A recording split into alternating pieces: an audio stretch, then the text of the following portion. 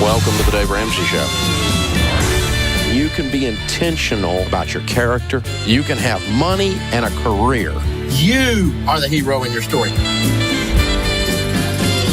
Live from the headquarters of Ramsey Solutions, broadcasting from the Dollar Car Rental Studios, it's the Dave Ramsey Show, where debt is dumb, cash is king, and the paid-off home mortgage has taken the place of the BMW as the status symbol of choice. I am Dave Ramsey, your host. Anthony O'Neill, Ramsey Personality, is my co-host today. Open phones at 888-825-5225. For those of you that have served or are serving, happy Veterans Day to you. Thank you for what you do. Because of you, we are, around here at Ramsey, we are under no illusion that we have our freedoms because you people exist. Yeah. So thank you. And those of you that know a veteran, tell them I said thanks. And Anthony said thanks. Absolutely. Your dad is a Marine, right? Both of them. Yeah, my stepfather's a Marine and my biological father is Army. Okay. Yeah. I missed the Army part. Okay. Yeah. I remember the Marine, but yeah. Yep. My father served in Camp Pendleton, and my biological father served Fort Bragg. Cool. Yeah. And our debt-free screams today will be from veterans. Oh, man, I can't wait. Pretty cool. This is amazing. Pretty cool. Open phones at 888-825-5225 as we talk about your life and your money. You jump in. Anthony and I are here to help you with wherever you are. Aiden is with us in Nova Scotia. Hi, Aiden. How are you? Good. How are you, Dave? Better than I deserve, sir. What's up? Love it. So here's kind of a breakdown of me. I'm 24. I make $50K a year. I'm debt-free on step 4. Emergency fund, and about $10,000 invested so far. So the situation is my mother has lived like no one else so that she can give like no one else. Unfortunately for me, this means she's offered $25,000 towards my first home purchase. The thing is, before finding this out, I had a goal to buy my first house in cash about 10 years from now. So obviously now I'm reconsidering my goal to buy in cash. So really, what's the best option here? Am I missing out on building wealth by delaying that purchase and just having $25K sitting there in the bank for 5 to 10 years, or should I bite the bullet now with about a $30,000-$40,000 down payment? Wow. These are such problems to have, sir. I mean, yeah. You are in such good shape, man. Oh, well done. So this is truly blessed. Let me clarify. From mom, this is a gift. It is not a loan. Yeah. Absolutely. Okay. All right. And she's not controlling and isn't going to come over and question how you keep the house after she gave you $25,000. No, I love my mom and I hug her every day for it. I wasn't questioning whether you loved her. I just asking if she was controlling. Is your mom? Okay, she's not. Is your mom requiring you to take the $25,000 and buy a house today, or can you stack that from when you want to buy one cash?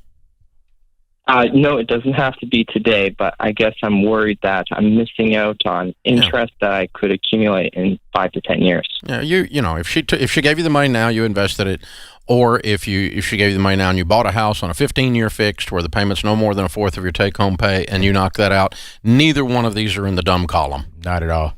They're both within the range of, quote, approved Ramsey behaviors. Yes. Unquote, meaning common freaking sense. Yeah. So, you're not going to get over in the dumb column with any of this. It's just a matter of how you feel about it. The thing I'm hearing is you had a goal, and this changes maybe how you want to do the goal in your mind, and you're kind of struggling with that a little bit. Did I hear that? Exactly. Yeah. Well, it's not wrong to take the money, put it in a mutual fund, and go and play your goal. Right. Okay? You're 24. Probably in 2 or 3 years, you're going to pay cash for a house, right? That's the goal, yeah. Yeah. And so that is not a bad plan. Not at all. That is an excellent plan. I mean, if I'm talking to a 27-year-old with a paid-for house, and part of the paid-for was mom gave him $25,000 3 years ago, and he invested that, I'm calling everybody in this picture smart. Absolutely. But if you go ahead and buy today, you were born and raised in Nova Scotia. You have your career in Nova Scotia? That's right. Okay. What do you do for a living? Digital marketing. Good for you. Okay. Good money. Now, how much of a house would you buy, Aiden? Let's say, for an example, you went and bought something right now. How much would that house cost you? Well, I've considered two options here. So an income property, which would cost about 400, maybe even 500,000 versus something cheaper in the neck of 250. Yeah, I like the neck of 250 Yeah. if you were to do that. Yeah, because I the agree. 400 takes you above. But I'm with Dave. Like, if you take that money, you park it, and you could be 27 years old and go pay cash for it, that's the option I am leaning more towards. But if you do go buy something today, I'm saying you need to stay north of 250. Because honestly, you can pay that off within the next 3 to 5 the years. income producing property is a secondary issue. That's another step. Right. Let's get you into a house and get it paid off, and then let's talk about income producing. Yes. Okay, so I agree with Anthony on that. So here's an idea. Listen to this. What if you said, I'm going to stay with my plan to pay cash. I'm going to take mom's 25. I'm going to put it in a mutual fund. Yep. At any point in the next few years, even if you didn't have enough, you could change your mind and put down a big honking down payment. Yep. So there's Absolutely. nothing lost with continuing along your process. You still have the right to change your mind, and every day that you wait to change your mind, you're going to have more to put down. Yeah. Even if you didn't go all the way to 100% down later. Totally. Yeah, so that way the decision's not in concrete. I'm going to start with that Absolutely. and revisit it January of every year when I'm setting my goals for the year. Yeah. Do I want to keep on this plan, or do I want to pull that money out and buy a house? I'll just work hard, Dave, over the next 2 years, Yeah. and then see where I'm at. If I Yeah, have well, 20 every year, see how much progress you got. And you go, man, it's right there. I'm going to go one more year. I'm going to do this. Yes. Or you might go, hey, I'm getting married. I'm Yes. buying a house. Yes. Different things could change here. But this way, you're not locked in, and give yourself permission to revisit the decision every January. Yeah. And just get started. I like that one the best because it's not the other one. If you buy the house now, You're locked in. you did it. Yep. It's done. Yep. And then you got to then all this other stuff happens. So How often do we meet 24-year-olds thinking like this, though, Dave? more and more because you are out there talking to them. I like you, Dave. I was hoping you would give me some love in that area. Well, I'm telling you, but Anthony O'Neill and YouTube Yes. are the two things that have brought the 19-year-olds to the Ramsey stuff. Hey, man. Because I'm a serious boomer, and I don't even have dad jokes anymore. Now I got grandpa jokes. I'm down to Papa Dave jokes now. It's really bad. So I got to have something that connects. Definitely not my focus group anymore. But I'm with you, man. Yeah. Here's the other thing. You and I get to speak to, on the radio, in our podcast, in live events, in book signing lines, sharp, young 23, 24, 22, 19-year-olds all the time. All the time. And I'll tell you what that does. It gives me great hope Yes. in a nation where some of you people have lost your minds. Oh, man. Unbelievable. But it gives me great hope that there are Aidens out there in the world, and there's a lot of them. A lot of them. More than you would think. Yes. So it's good news. We're going to be okay. That was the first call of the day. This is going to be a great day. It's going to be okay. This is the Dave Ramsey Show.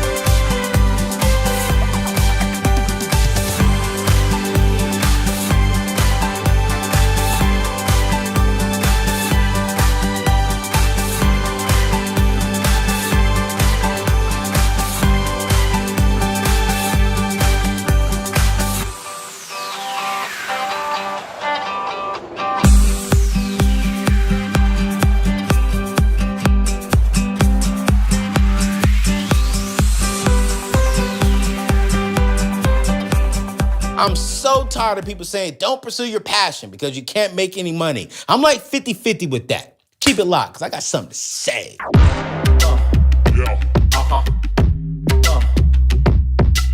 Yo, I'm so passionate about this, man, because, today's question is like, my passion, what I really want to do, does not make a lot of money. Should I still pursue it? Let me come off the top right now and say, you know what? Yes, I want you to still pursue it, but I want you to be wise on how you pursue it. My passion in life was to become a youth minister. And let's be real, a youth minister does not make a lot of money.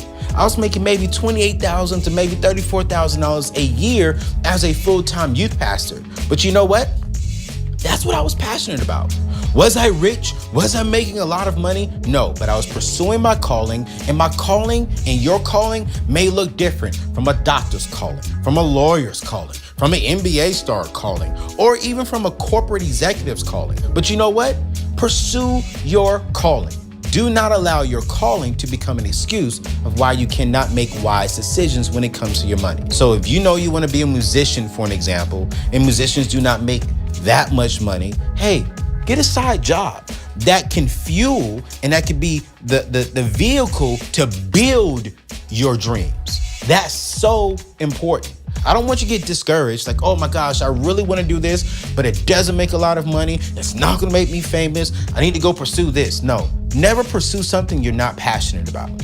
My passions led me to where I am today, working with Dave Ramsey, traveling the country. I was making a little of nothing back then. Now I'm blessed, but you know what? This is leading me somewhere else. Go after your passions. Go after what you want to do, but be wise.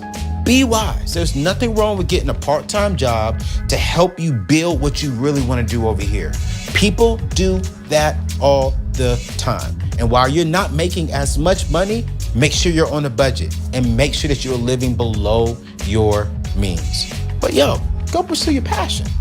Go do what you love to do. Because I am. And it worked for me. And look at where I am now. I'm inspiring people like you. Yo, love you. It's your boy, Anthony O'Neill. Y'all got me frustrated asking me a question like this. And I'm on this white drop. I'm going off to encourage some more people. Bye. Around here, we're big believers in high-quality real estate agents. That's why we found the best agents in your area to work directly with you. These folks actually care about your financial journey. They hate debt as much as you do and won't sweet talk you into accepting a deal you're not comfortable with. Oh yeah, and there's no extra fee to work with them. You'll get access to the profiles of trusted agents in your area. You can expect those agents to contact you directly in less than 24 hours. It doesn't matter if you're buying, or selling, or both. We're here to help.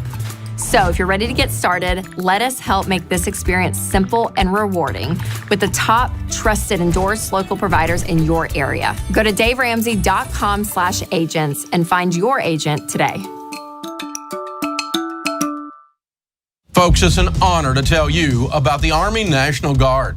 Not only are they big supporters of our high school curriculum, but they also give you the opportunity to impact your local communities. Whether your goals are to get an education, serve your country, or have a better life, the Army National Guard can help get you there. Plus, they offer unbelievable financial benefits. Secure your future today. Visit nationalguard.com to find out more.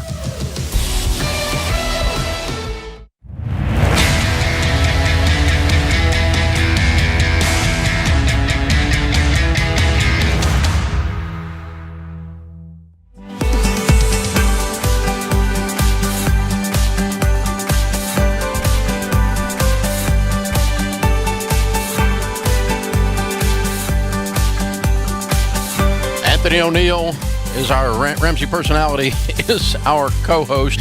Kind of falling asleep there with that bump music. I was just kind of, thought I'd take a little nap there right after lunch. Open phones at 888-825-5225.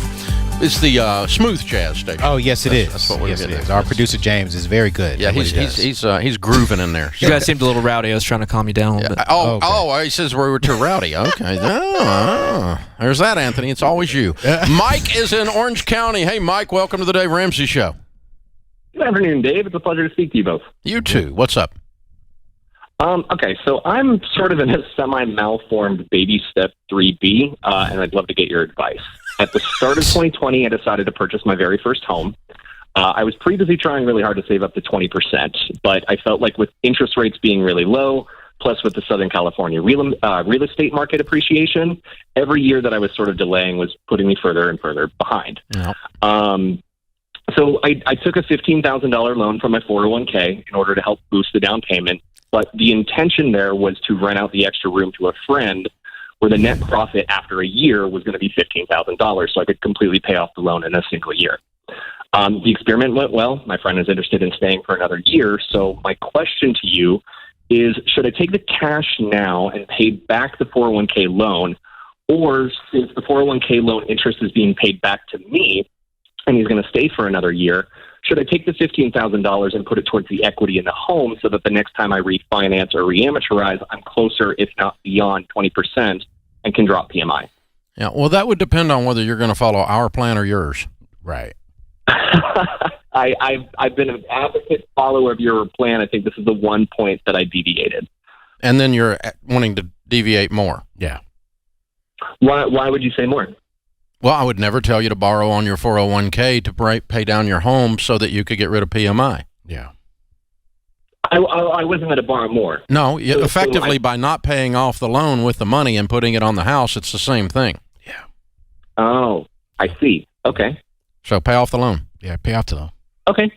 And then work to pay down your principal, and then you'll have to get an appraisal and reset and get your stuff, get your PMI gone that way later. And Dave, I want to call this out too, because I want the listeners to hear this. That's not how we do things. We do not rob from our future. And I know this guy said, hey, it worked okay, but we hear stories how it didn't work. Yeah. Most of the time it doesn't. Exactly.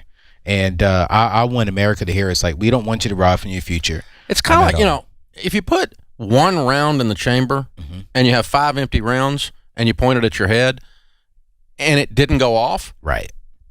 Does that make it smart? Heck no.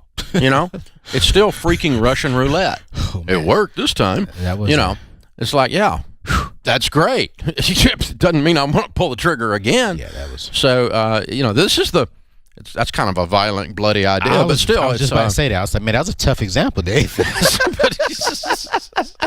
Well, I mean, the point is, the thing is this. I have done lots of stupid things. Yes, sir. That worked, and the only downside of that is it made me think it worked. Yes. An example is when we were 22 years old or 23 years old, and we went on our very first cruise. Right.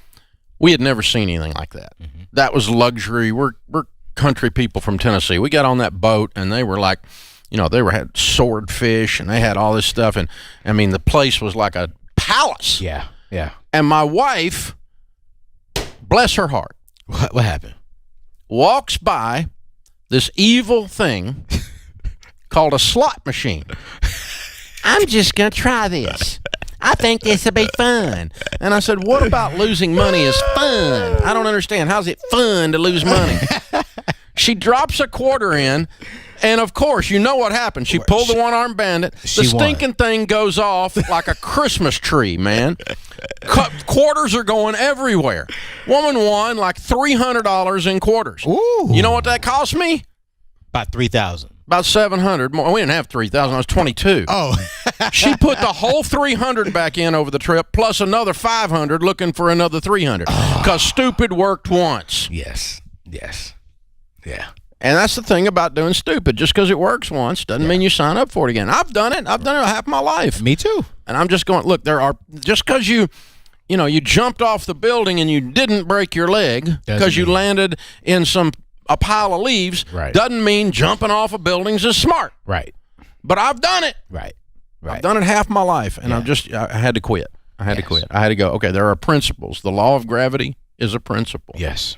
Borrowing money, borrowing on your 401k is never a good idea. Let's reiterate why you don't borrow on your 401k. Number one, you unplug a good mutual fund. Yes, you do.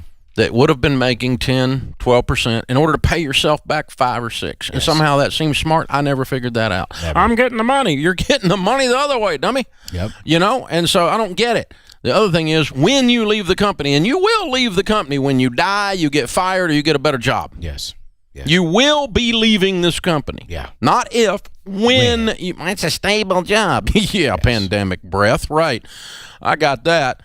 So, when you leave your company, you will, that loan is considered an early withdrawal, and if you do not repay it in 60 days, it is taxed at your tax rate plus a 10% penalty. You're going to get hit in the mouth with a 40%, I got you, told you not to do this penalty. So that $10,000 costs you maybe $16,000. Yeah, exactly. Yeah. Yeah, somewhere in there. Yep. And so, and you're just asking for trouble. Yes. Now, sometimes you can ask for trouble and trouble doesn't come. Come on.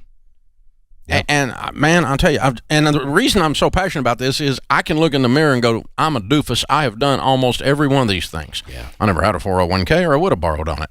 Yeah. But, just because you got, the worst thing happened to me when I was buying real estate for nothing down. The banks give me 100% loans because I was buying it and fixing it up. The worst thing that happened to me was I made really good money and flipped those houses easily on the first 10 houses. Yeah.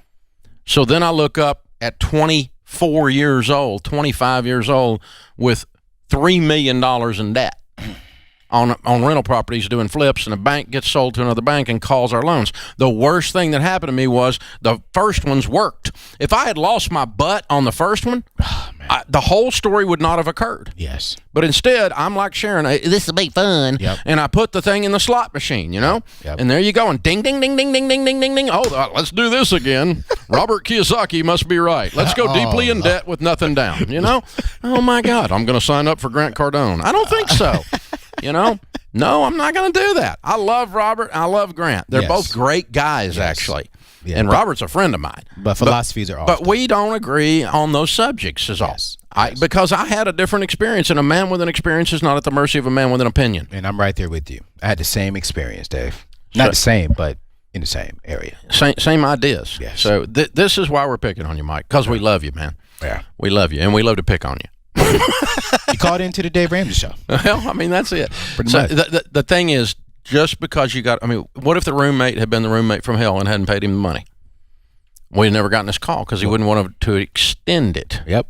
Wouldn't want to keep doing it. He would have went, oh, I violated a principle and I got caught. And I think if you put the quarter in there and go, this will be fun, and it just keeps your quarter, it's not fun. And I think for me, Dave, I'm scared to play with my future. I'm depending on that 401k. I'm depending on a Roth IRA. I'm depending on that to protect my 60, 70, 80-year-old self. And so I don't want to play with it right now. If that means I have to move a little bit slower into getting to where I need to get to today so that my future has a solid future, I am okay with that. You know, you're right. There is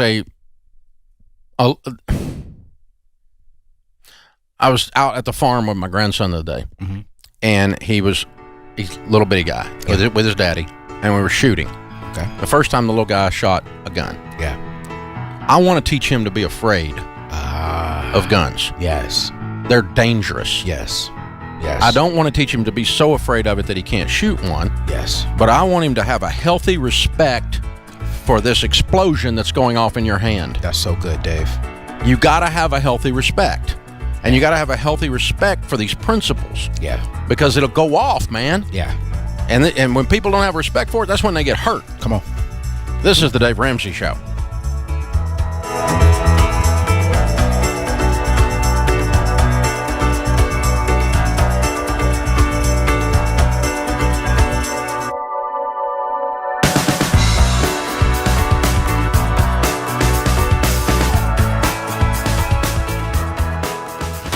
We believe the American dream is alive and available. Not for a select few, but for everyday people like us. Regardless of background or bloodline, we make our own success. We choose the path to building wealth. It won't happen overnight. We know that investing in the future takes sacrifice. We won't go it alone. We will seek wise counsel along the way and refuse to take advice from broke people. We will not make excuses. We will make progress. Obstacles will get in our way, but we'll go over them. We'll go under them or even through them because we have a plan. And as we succeed, we will not apologize. We are blessed to be a blessing, to give outrageously, change our families, impact our communities, and leave a legacy. We are focused and not finished. I'm John Ball. This is my beautiful wife, Wynn. We live in San Antonio, Texas. And in 2015, I took a 2,683-mile walk across the United States, beginning in San Diego, California, and I finished my walk in Daytona Beach, Florida.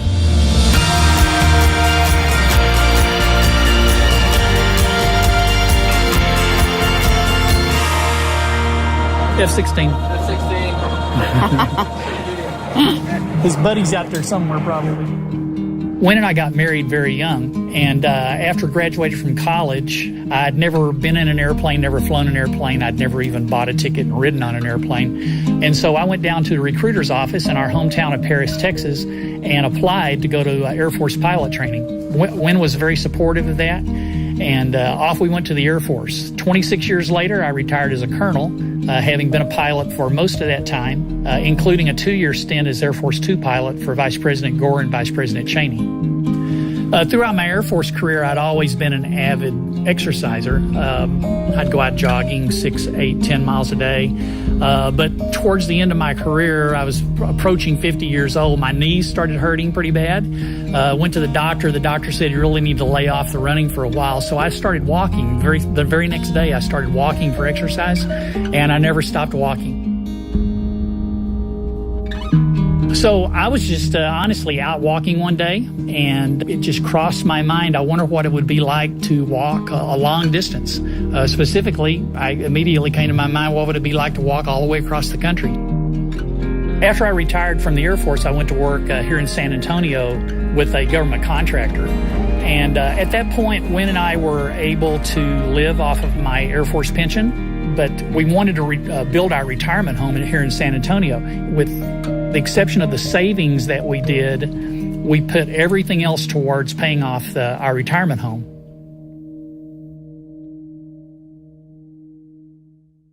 After I retired, I immediately started on this walk. The walk ended up being 2,686 miles in 170 days, from March 1st to August 17th. Well, there are a couple of things that I had to consider. Number one, I had to be in good enough health to be able to walk that kind of distance. It's pretty grueling walking 170 days without a lot of rest. But the other thing is economically, I had to be able to do that. And that all tied into being debt-free. We cash flowed the entire trip, and the purpose of the trip was to create an endowed scholarship at my alma mater, Texas A&M. And because I had prepared financially to be able to go on the walk at my own cost, all the donations that came in went straight to the scholarship. There's a tradition at Texas A&M about the Aggie ring. We've had the same graduation ring for over 100 years. And so really it's a tradition, and it's an honor that all Aggies have to wear their Aggie ring. But not everybody can afford their Aggie ring when it's time for them to get it. 350 very generous people gave over $27,000 to establish the Walking Aggie Endowed Ring Scholarship, so that each year one male student or two female students receive their Aggie ring as a result of the scholarship and my completion of the Coast to Coast Walk.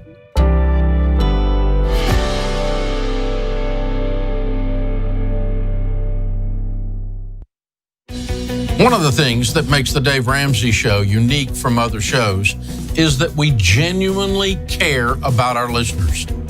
That's why we are very intentional about choosing our advertisers. Blinds.com offers high-quality window treatments at unbelievable prices. And then their customer service is truly unbeatable.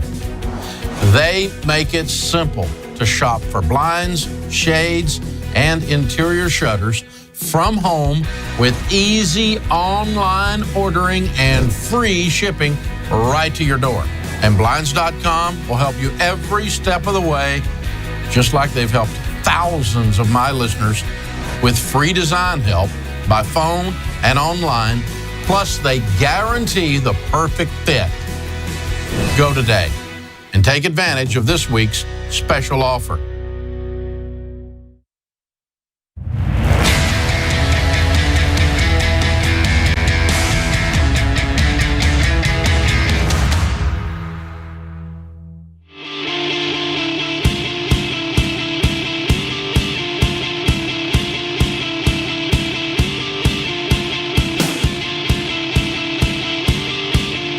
Anthony O'Neill, Ramsey personality, is my co-host today here on the air. Open phones at 888-825-5225. 888-825-5225. Alejandro and Brenda are with us in Pensacola, Florida, to do a debt-free scream, and I assume you are there serving? Yes, sir. We are in the Air Force. I'm in the Air Force. Oh, I suspected, with it being Pensacola. Thank you for your service. How much debt have you guys paid off? So we paid off $369,000 with $735. Did you say 369,000? Yes, sir. $369,735. Wow! Goodness. All right. How long did this take? 5 years, 9 months. Ah, okay. That makes a little more sense. And what's your household income range during that 5 years and 9 months? Well, we started out at $108,000 and finished up at $152,000. Wow, good for you. Now, you're in the military. Does your wife work outside the home? Yes, I'm in the Air Force.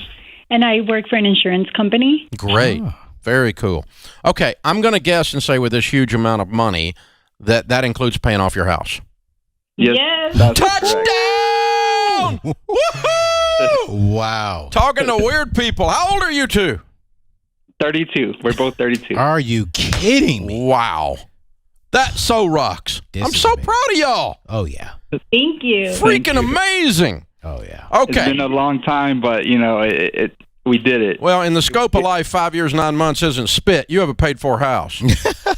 I mean, you're impressive. So tell me, how did all this start 5 years and 9 months ago? Oh, I walked into the lunchroom at work, and I heard a group of girls talking about you, and I was like, man, I'm going to look him up. I want to know what he's all about. And then I did that while working, and then I went home to my husband. I was like, hey, I have an idea. And then I just told him. He looked it up, and he's like, all right, let's do it. I'm going to jump on board with you. Oh, wow, just like that.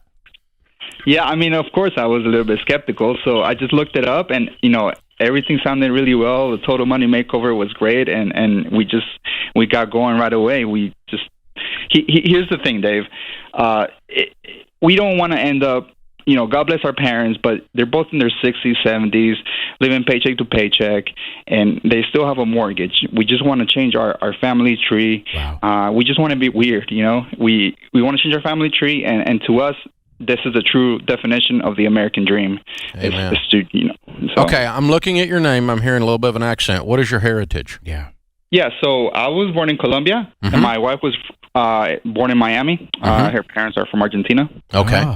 Okay, cool. That's exciting. Well, when you say the American dream, it means something. Absolutely. That's pretty impressive. Yeah. And here you doubt. are serving in the Air Force. This is very cool. Very cool. Yes, sir. So what do you do in the Air Force? I'm a pilot. What do you fly? I fly special operations airplane. Translation, I ain't going to tell you. All right. Okay, cool. I was just thinking that. Dave, that was a little bit too private right there. That's awesome, man. Well, thank you then. Alejandro and Brenda, I have a question. So you all started this journey at 27 years old. I'm curious, what were your other peers thinking about you all? In your 20s, you all are saying, we want to attack this debt. We want to pay off our mortgage. What were your peers on board? Were they looking at you like you're crazy, you're young, enjoy your life? What was that atmosphere for you all? Yeah, of course. So you have a little bit of both situations going. Some of them are very skeptical. Some of them are like, oh, yeah, go for it. But I think most of them, they don't really see it until you're actually, going through it, and especially right now. Yeah, you got paid for a house. Yeah. So right now we have quite a few friends that are on board, but, going through the process, not everybody catches up. They don't catch on that, hey, this is possible. Yeah. Well, that's amazing, dude. Very, very well done. I'm so proud of you guys. Absolutely. Who are your biggest cheerleaders? I would say my friend Jason. I have John and George. Both all three of them great friends, and I would say they kept us motivated. And so I'm pretty sure we're being motivational to them as well. So yeah. So how about your parents and so forth? Were they, after they see what you guys have done, did it inspire them to do anything?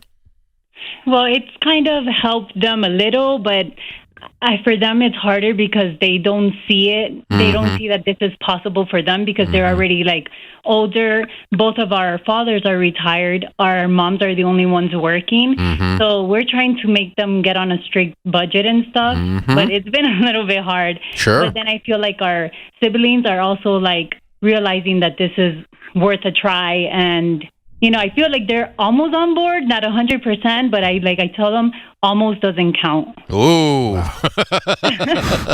Goodness gracious. Wow. Yeah, I think they say that in special ops, don't they, Alejandro? That's true. That's right. Yeah, almost is not going to work. Yeah. So you guys have a paid for home. You're 100% debt free. I got to ask, what's next for this young couple? Oh, I was going to tell Dave and you, Anthony, we're going to be calling back in a few years for the Millionaire Theme Hour. Come on. Yeah. Make sure I'm not on the show. Let's bring Chris Hogan on that show. So you guys are heroes. Well, if it's a Millionaire Theme Hour, it'll be on a day Chris is on, probably, since that's kind of his stuff. But man, way to go, you guys. Well, we're going to send you a copy of Chris's book, Everyday Millionaires, because that is the next chapter for sure in your story. You guys are rock stars. You are absolute heroes. We're so proud of you. And again, thank you for your service. Alejandro and Brenda, $369,000 paid off in 5 years and 9 months, making $108,152. That includes a paid-for home at 32 years old. Shut up. Count it down. Let's hear a debt-free scream. 3, 2, 1. We're debt free! Woohoo! Yeah! That is awesome. Man, oh man, oh man. Thank you, Lord. Yes. Good stuff. Very well done. Mark is with us. Mark is in Dallas, Texas. Hey, Mark, how can we help? Hey, Dave. Hey, Anthony. Hey. So I'm currently working full-time, but by the end of the year, I'm more than likely going to be losing my full-time status, and with that, my full-time health benefits. Mm-hmm. Now, I already know that I can go on to my wife's insurance. That will cost us an extra $600 per month, give or take. Mm-hmm. I was just wondering if you think I should do that, look into the open insurance market, or look at a different option. Well, that's really your two options, is go to DaveRamsey.com and click on ELP for health insurance. Talk to one of the brokers and have them shop around and get you the best deal as an individual policy, and compare that to what it will cost additionally, and compare the coverages for if you were added to your wife's policy. I will give you a guess, but I would do the research, because if all the facts are in front of you and all the options are in front of you, the answer will bark at you. Yeah. Right? Yeah. It'll go, pick me, right? And so that's what you're talking about. That's what happens if you gather up good amounts of information when you're making any major decision. So, I mean, if you had an option that's $900 and an option that's $700 and hers is $600 and hers has more coverage, it's kind of like a no-duh, right? Yep. Right. And so that's what's going to happen. Something like that is going to land on your plate. I'm going to guess, I'm still going to do the exercise, but I'm going to guess, if I'm in your shoes, that adding to her policy is probably going to be your most coverage for the least money. Yeah. All right. Sounds good. But go to the ELP and shop it to be sure. I could be wrong. Have you ever seen something otherwise, Dave, where it has? Okay. Yeah. 600's a lot. It is. To add to your spouse's policy. I was just about to say that. And if he's 24, we didn't ask his age, and he's got zero health problems, he's not overweight, obesity is huge on health insurance, and not smoking. Yes. Right? Yes. Not jumping out of perfectly good airplanes, that kind of stuff. Right. Then all that kind of stuff, then, he could get a policy for $400.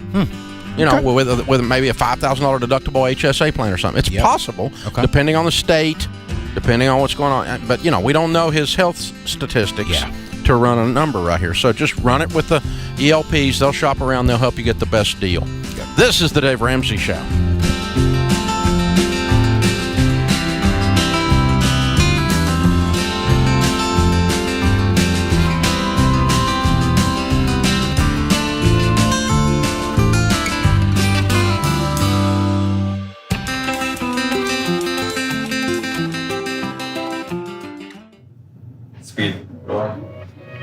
Some of the biggest aha moments I've had in life is when I've realized and learned more about who I am and why I am the way I am. When I have more self-awareness, I've realized, wow, I win more in my marriage, with my kids, at work, and other relationships, in life. And so as I was on that journey, I started to realize, wow, what if I took some of that self-awareness and applied it to my money? Understanding not just how to handle my money, but why I handle money the way I do. So in my new book, Know Yourself, Know Your Money, we're going to go underneath the foundation of all the money principles I've been talking about for over a decade. So besides just budgeting and getting out of debt and saving and retirement and insurance, all these principles we talk about, when we go underneath the foundation and start talking about not just how you handle money, but why you handle money the way you do, I promise that self-awareness will help you win with money faster. And this book is going to give you the fuel and the hope to cause it to happen.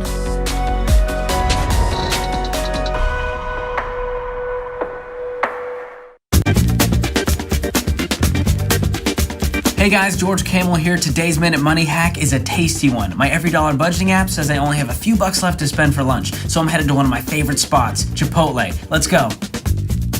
Alright, so I've placed my order ahead of time using the app. Avoid the burrito and get the bowl. I'll explain later. Now, little known fact, you get up to 3 customizations on your meal, which means extra stuff.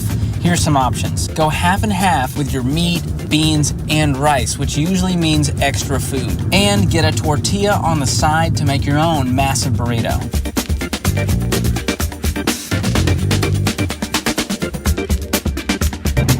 Let's pick this thing up and see how we did.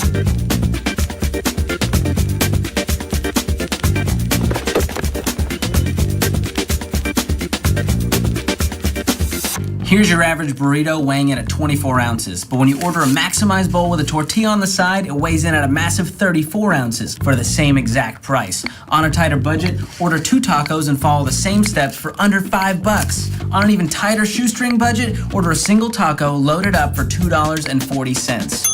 And there's your Minute Money hack. If you're financially conscious, you know that healthcare expenses can take a big bite out of your budget. Christian Healthcare Ministries, or CHM, is here to help trim those expenses and make sure your family is cared for. CHM is not health insurance, but it is Christians helping other Christians by sharing each other's medical bills. Most people have the means to pay for basic doctor services, but when it comes to something on a much larger scale, say several $1,000s for surgery or a hospitalization, folks are worried they'll be left to try and find a way to pay for that themselves. Not too long ago, I was diagnosed with ovarian cancer, and they really came through.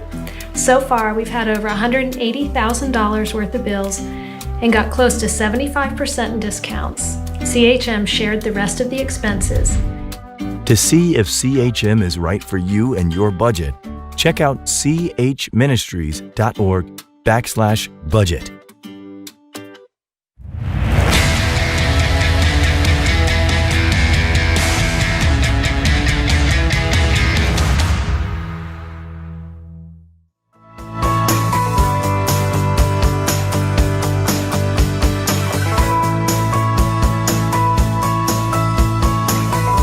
Anthony O'Neill, Ramsey Personality, is my co-host today here on the air. Open phones at 888-825-5225. That's 888-825-5225. Jesse is with us in Oklahoma City. Hi, Jesse. How are you?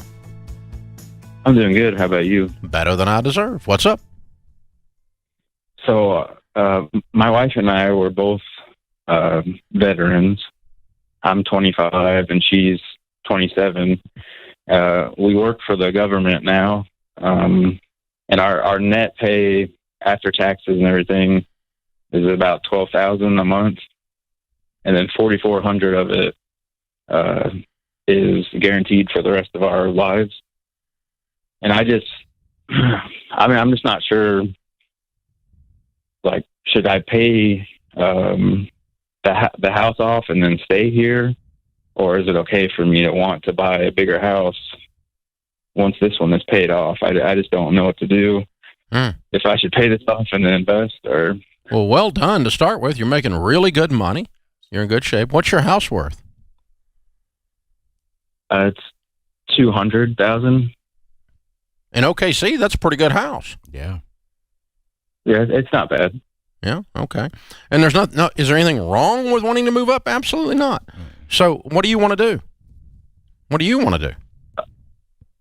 I mean, I would really like a bigger house. We don't have any kids or anything, but, we kind of imagine our place being the one where everyone comes to and, celebrates the holidays or whatever. So I mean, that's kind of like our dream is to get a big house. But Jesse, when you say a big house, how much is that? What are you talking about? Maybe like 800 or 900 for the next one.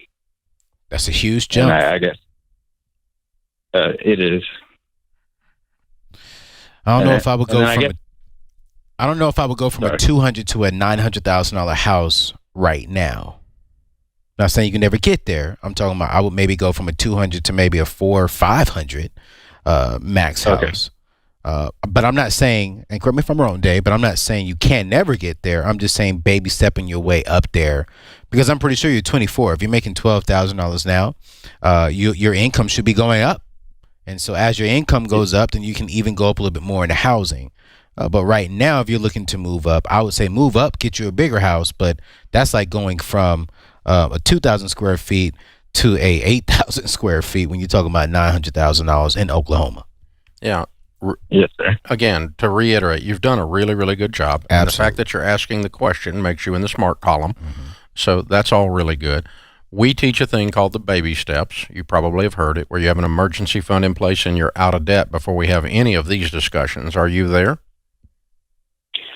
We're not there yet. I kind of have a 4-year plan between now and that next house, if we do buy it. Because I wanted to save up at least, 30% of whatever the next house is. So that was kind of the other part to my question is, should I? Well, the first thing you need to do is get out of debt, except the house. Yeah. Before we even have a discussion. The second thing is you make sure you have an emergency fund of 3 to 6 months of expenses. Right. Then you start putting 15% of your income into retirement.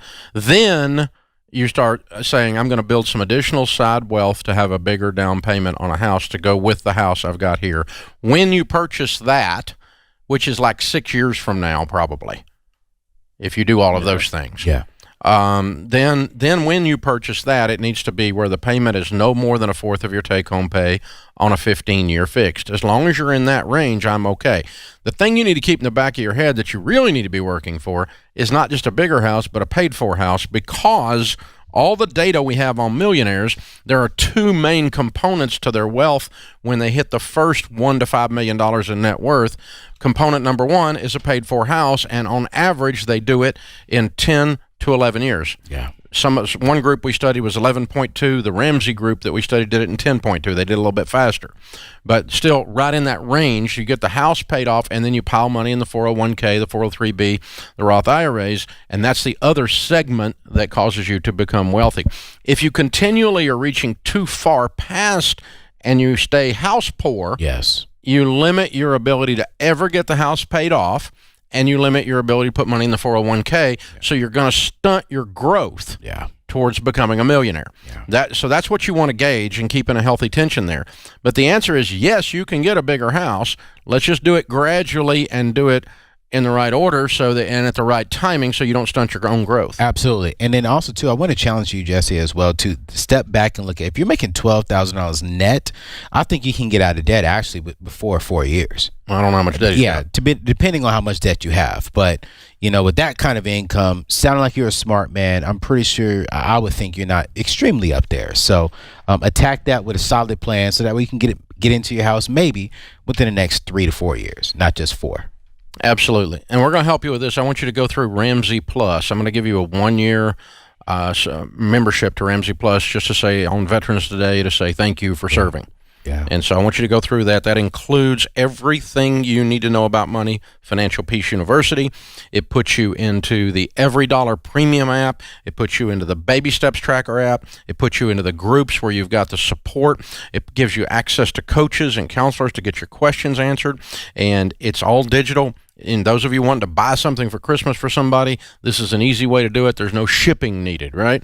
And so Ramsey Plus, the all-access membership, it is the best thing we do around here. It is. And I'm going to give it to you as a gift just to say thank you for serving. So hold on, Kelly will pick up.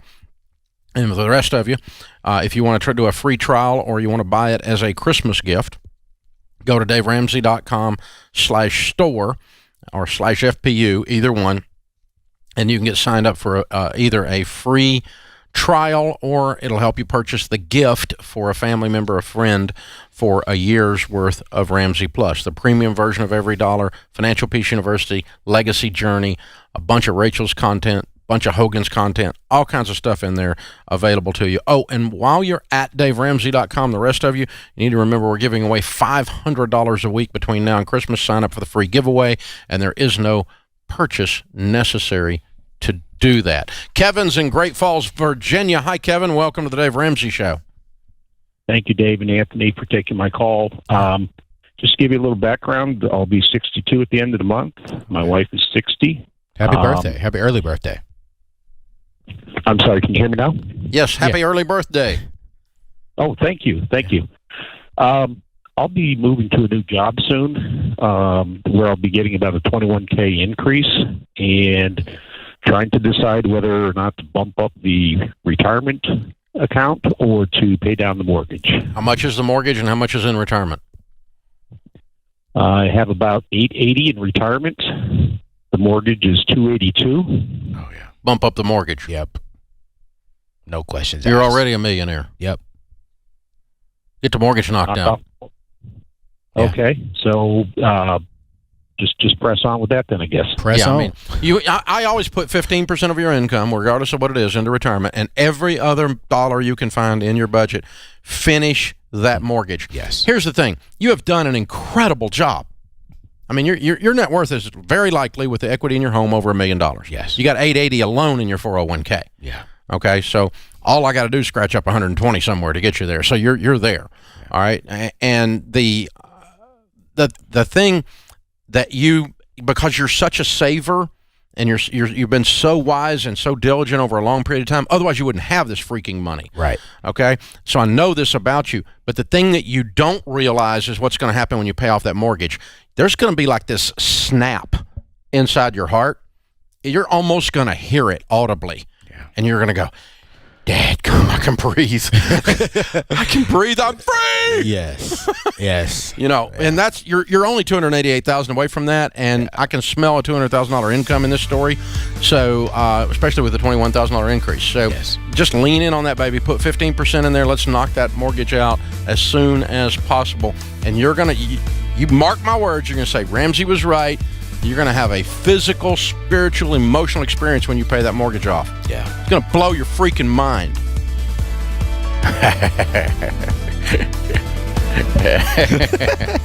This is the Dave Ramsey Show.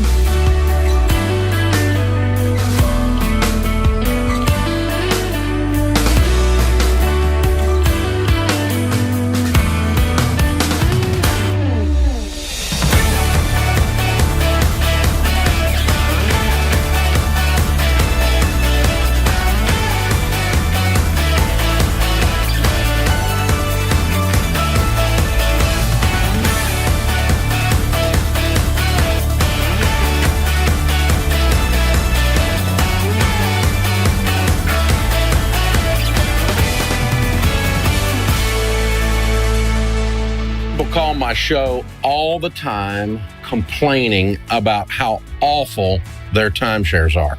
And yet you guys have been really having good success getting people out of their timeshares. We have. We kind of helped create this industry. Now there's a lot of exit companies out there. They come and they go.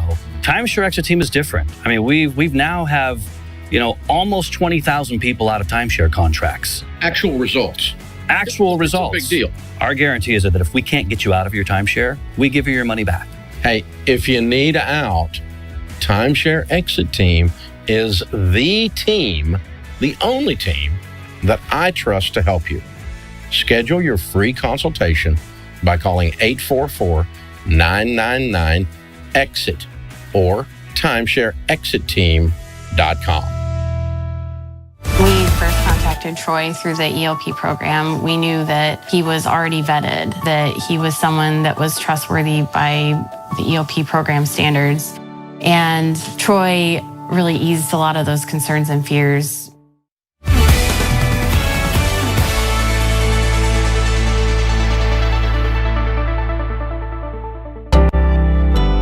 I got more than my share of input from people telling me that it was dangerous, that there were a lot of mean people out there, and that it was just generally a bad idea to go walking on my own without any help or support for 6 months. I will tell you that is the one thing that I learned throughout this walk was how kind people are. In 6 months, I never had one single incident where I felt threatened in any way by anyone. I walked into gas stations, I walked into cafes, I was greeted on the shoulder of the road with people offering me rides and water and food. The best experience out of the whole trip was just how kind people were to me. And it was a relief because as the family, we were very worried about his safety, and he just had a great experience.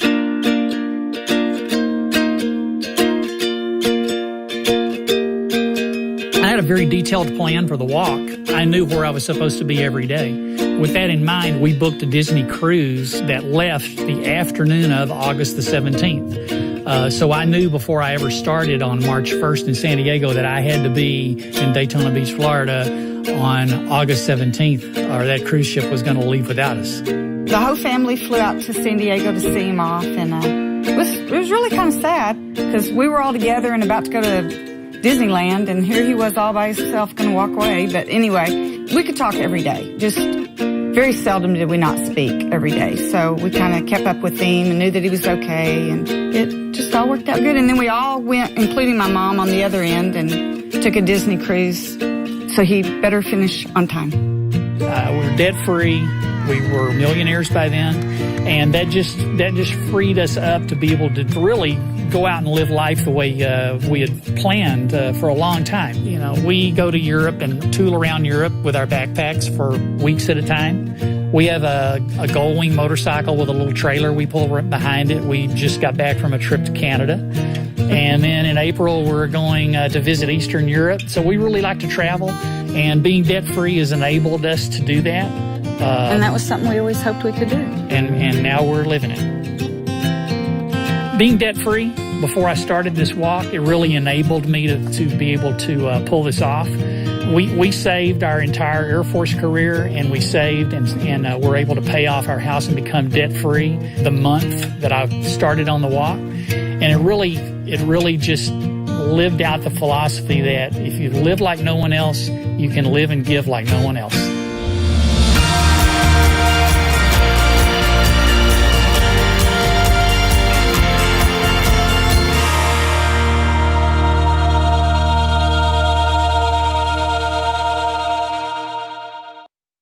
Right now, 78% of Americans are living paycheck to paycheck. That means if you look around your own neighborhood, 8 out of 10 families on your street cannot cover a basic emergency. They might not be able to afford their mortgage payment. They're not keeping their own money. They're sending a fourth of their paycheck to car payments, student loans, and the credit card companies. And the worst part, most of these folks don't even know why they're stressed, why they're fighting with their spouse, why there's too much month left at the end of the money. It's not okay. They shouldn't have to live that way. What if you could help them win with money? You can. As a Financial Peace University coordinator, our coordinators have helped over 5 million people learn how to pay off debt, spend and save wisely, and ultimately change their lives. If you have a heart for helping people, then you're the perfect person to become a coordinator.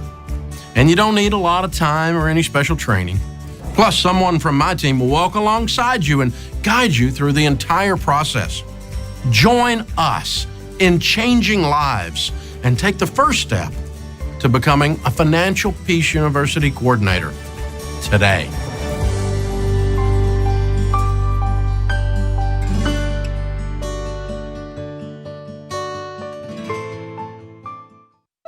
Getting your money in order can feel a little overwhelming. That's why Dave created the baby steps. They break it down for you and show you exactly what to do next. Baby step 2 is where you get rid of all of your debts one at a time using the Debt Snowball. In the Debt Snowball, you list your debts, smallest to largest, by amount owed. Pay minimum payments on all of the debts except for the smallest one and attack it with a vengeance. I mean, go ninja crazy on it. Once it's gone, take the money you were putting towards that debt, plus any extra money you can find, and attack the next debt on the list. Once it's gone, take that combined payment and go on to the next debt. Knock them out one by one. The point of the debt snowball is behavior modification. When you ditch the small debt first, you see progress. That will get you fired up. Soon the second debt will follow, and then the next. When you see that the plan is working, you'll stick to it. By sticking to it, you'll eventually succeed in becoming debt-free.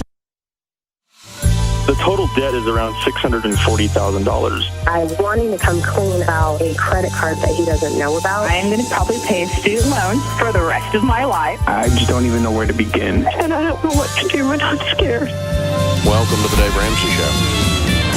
You are not a victim. You are the hero in your story. You can be intentional about your character. You can have money and a career. Everything just started making sense. I was like, I'm going to do this. Live from the headquarters of Ramsey Solutions, broadcasting from the Dollar Car Rental Studios, it's the Dave Ramsey Show, where debt is dumb, cash is king, and the paid-off home mortgage has taken the place of the BMW as the status symbol of choice. I am Dave Ramsey, your host. Anthony O'Neill, Ramsey personality, #1 best-selling author of the book Debt-Free Degree, is my co-host today. Open phones at 888-825-5225 as we talk about your life and your money. 888-825-5225. Brandon is with us in Denver to start off this hour. Hey, Brandon, how are you? I'm wonderful, sir. How are you today? Better than I deserve. How can we help? Perfect. I am a 1/3 owner of an LLC that owns 3 rental properties within it. The LLC is owned 1/3 by myself, 1/3 by my brother, 1/3 by my parents. We all kind of got into business together about 7 years ago. We would like to dissolve the LLC because we're all kind of at different points of our life and would like to be able to go do different things. Everything's good relationally, and we're trying to figure out the best way to do that without a really dramatic capital gains tax hit, or if there's any way to do that. We all purchased into the LLC for about $210,000 each and bought rental property that was about $630,000 in value. It's now grown to about $1,095,000, which would mean each of our current stake in the LLC is about $365,000. We want to know, can we divvy up the LLC based on the property values of when we bought them so that we can then each pay the capital gains tax later if we ever were to sell the properties, or do we have to do that now as of current market value? You're going to have to get with a tax professional. I probably would go so far as to recommend a tax attorney to help you walk through this. So your game plan, do all 3 properties have similar equities, and so you're just going to each take a property? Unfortunately, no. One is 2 of them are very similar. They're both 4-plex units that are currently very, very similar. One is a single townhome. The 2 4-plexes are probably worth about $420,000 to $450,000 each. Not counting the capital gains. Does anyone necessarily want to really have a huge desire to keep any of these properties? We all would love to keep the properties because the real estate end is something all 3 of us would like to do long term. We're just looking to dissolve the partnership to keep good relationships and to make sure that we don't ever run into an area where we're trying to. Okay, so if they're unequal, one of you is going to give another one some money and the property. Which would work actually the best the way that is. My brother would like to take the smaller of the properties and then be able for us to pay him for the difference of what the value would be. And so which is no problem. We have, my wife and I have the money to do that. My parents have the money to do that. We would have no problem. I'll tell you how I think you can do it, but you're going to have to go to somebody that's about 2 notches smarter than me, to be sure. Okay? There's a thing called a 1031 Tax Deferred Exchange, and that is how we used to trade properties in the old days. You'd pick out a property that you wanted. I had a property, and we would trade the properties, and the capital gains the gains moved one property to the other, and there was no activation of the gain, no taxes. Okay? Yes, sir.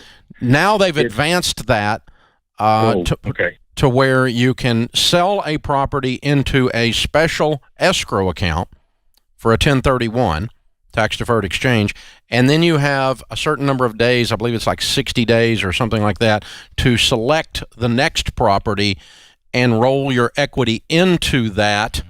And when you do, it is considered a trade, and so there is no taxes. The capital gain, your basis moves from your old property into the new property.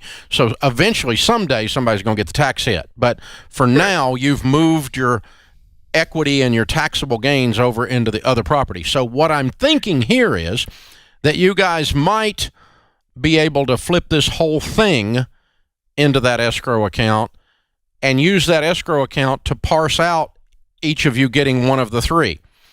In other words, you guys sell it into the escrow account, and then each of you buy the property that you want out of that escrow account under a 1031 Tax Deferred Exchange umbrella. That might work.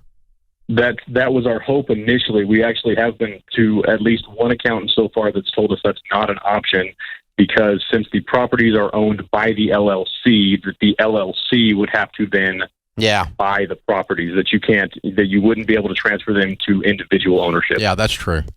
That's right. Okay. So much for my theory. Yeah. I think you got better advice from him than you did me. Okay. Crap. I just try to keep them from giving the government money. You and me both, brother. You and me both. Let me think here. Let me tell you. I think the other thing you can do is that you guys are going to have to trade some money with each other. But if one of you kept all the shares in the LLC, that one is going to have no gain. Right. The other two are going to have gains when you move it out, and the one that keeps the shares in the LLC that doesn't have any gains is going to have to morally have to help pay the taxes to the other two create when you move them out. Which is absolutely an option that we looked at, kind of just making sure with that, both morally and legally, if we were to do that, and then that person who is not taking the capital gains hit, would it be both moral and legal to exchange funds, to the people that are taking the capital gains hit under the gift tax law, or would that person then have to? Okay, you could do it under gift tax law, and if it's in excess of this next year's gift tax limit, which I don't remember what it is, probably $14,000 or so. It's indexed; it changes every year, and if it's in excess of that, unless you guys have estates over $20 million each, you can do a unified estate tax credit and avoid the gift tax, and you can move any amount. Oh, I didn't think about going that route. Okay, yeah. My parents would be over the $20,000, but they would probably be the one that would keep the share of the LLCs. $20 million. If we did.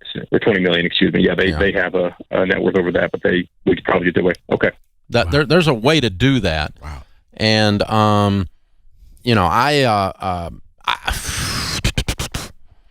this is a great riddle. I love it. It's a wonderful riddle to work through it, but there is a way to do it and screw the government. I promise you there is. And I'm going to find it eventually. You were on a mission. I'm going to keep on this because there's a way to do it that is legal and moral under the current tax law. You've just got to think it through. And so far, two of the ideas didn't work. But you can move some money around. I can give anybody money. If I give them more than the gift tax indexed amount, which I can't remember what that is this year, but I've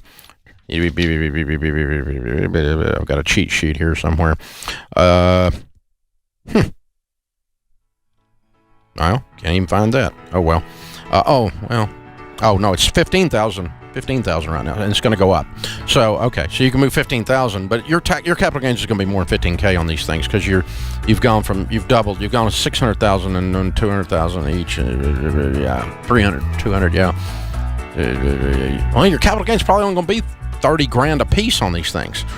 It's not bad. Depending on if you depreciated them down pretty heavy, maybe it might be more than that. It might be 40,000. But you can get pretty close on the 15. You can do 15 one year, 15 another year, and not even get in the unified estate tax credit, maybe. There's a way to do this.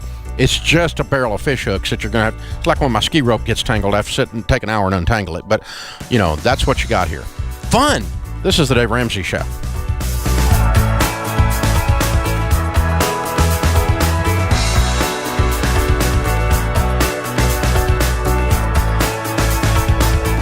I've been avoiding this question for a while because I don't want to force my opinion on you. Today's question is, what's my thoughts on gambling? Keep it locked. I'll see you right after this intro.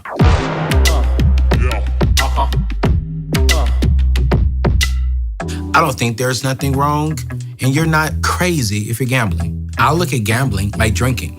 As long as you're doing it and you are okay with it personally yourself and you're not taking it too far, I don't think there's a problem with it. For myself, I have never gambled.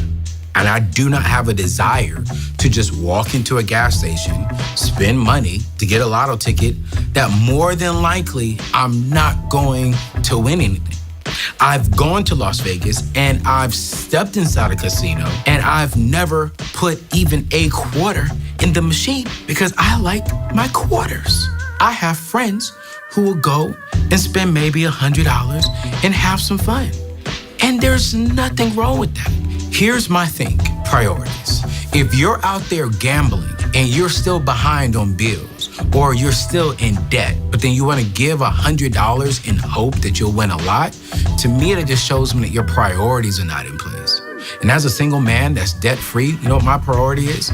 Is building my money and investing my money so that way I can take my family and my kids across the world. I think a stat said that right now there's nearly 4 million individuals with a gambling problem. To me, that's scary. But again, it's on you. You know, I'm a Christian man. Are you sinning because you're gambling? No. Are you sinning because you may have one drink and you're not getting drunk? No. You got to go by your personal convictions, and you got to go by how you feel. For Anthony O'Neill, I just don't gamble. I like my money, and I don't want to throw it in the trash. Bottom line, I got nothing to say. Connor, cut off the camera. I ain't got nothing to say. See y'all in this video. Bye. Step 1, $1,000 to start your emergency fund. Step 2, pay off all debt using the Debt Snowball. Step 3, 3 to 6 months of expenses in savings. Step 4, invest 15% of household income in Roth IRAs and pre-tax retirement. Step 5, college funding for children. Step 6, pay off house early. Step 7, build wealth and give. Drawn to Christian Healthcare Ministries because we both had young families and we wanted to have more children. And we had also just started a real estate company and needed to find healthcare coverage that would meet our needs. CHM is not health insurance, but it is Christians helping other Christians by sharing each other's medical bills. The medical bill sharing from CHM was exactly the way the website described it. There were no surprises, no bait and switch, no hidden agenda. CHM did everything they said they would by sharing all of our eligible needs. We like that it's a nonprofit ministry and that we were being better stewards of our money, all while helping other families. Established in 1981 and accredited by the Better Business Bureau, CHM is here to meet the needs of your growing family or small business. Get started today and check us out at chministries.org/budget. That's chministries.org/budget. We absolutely believe in it.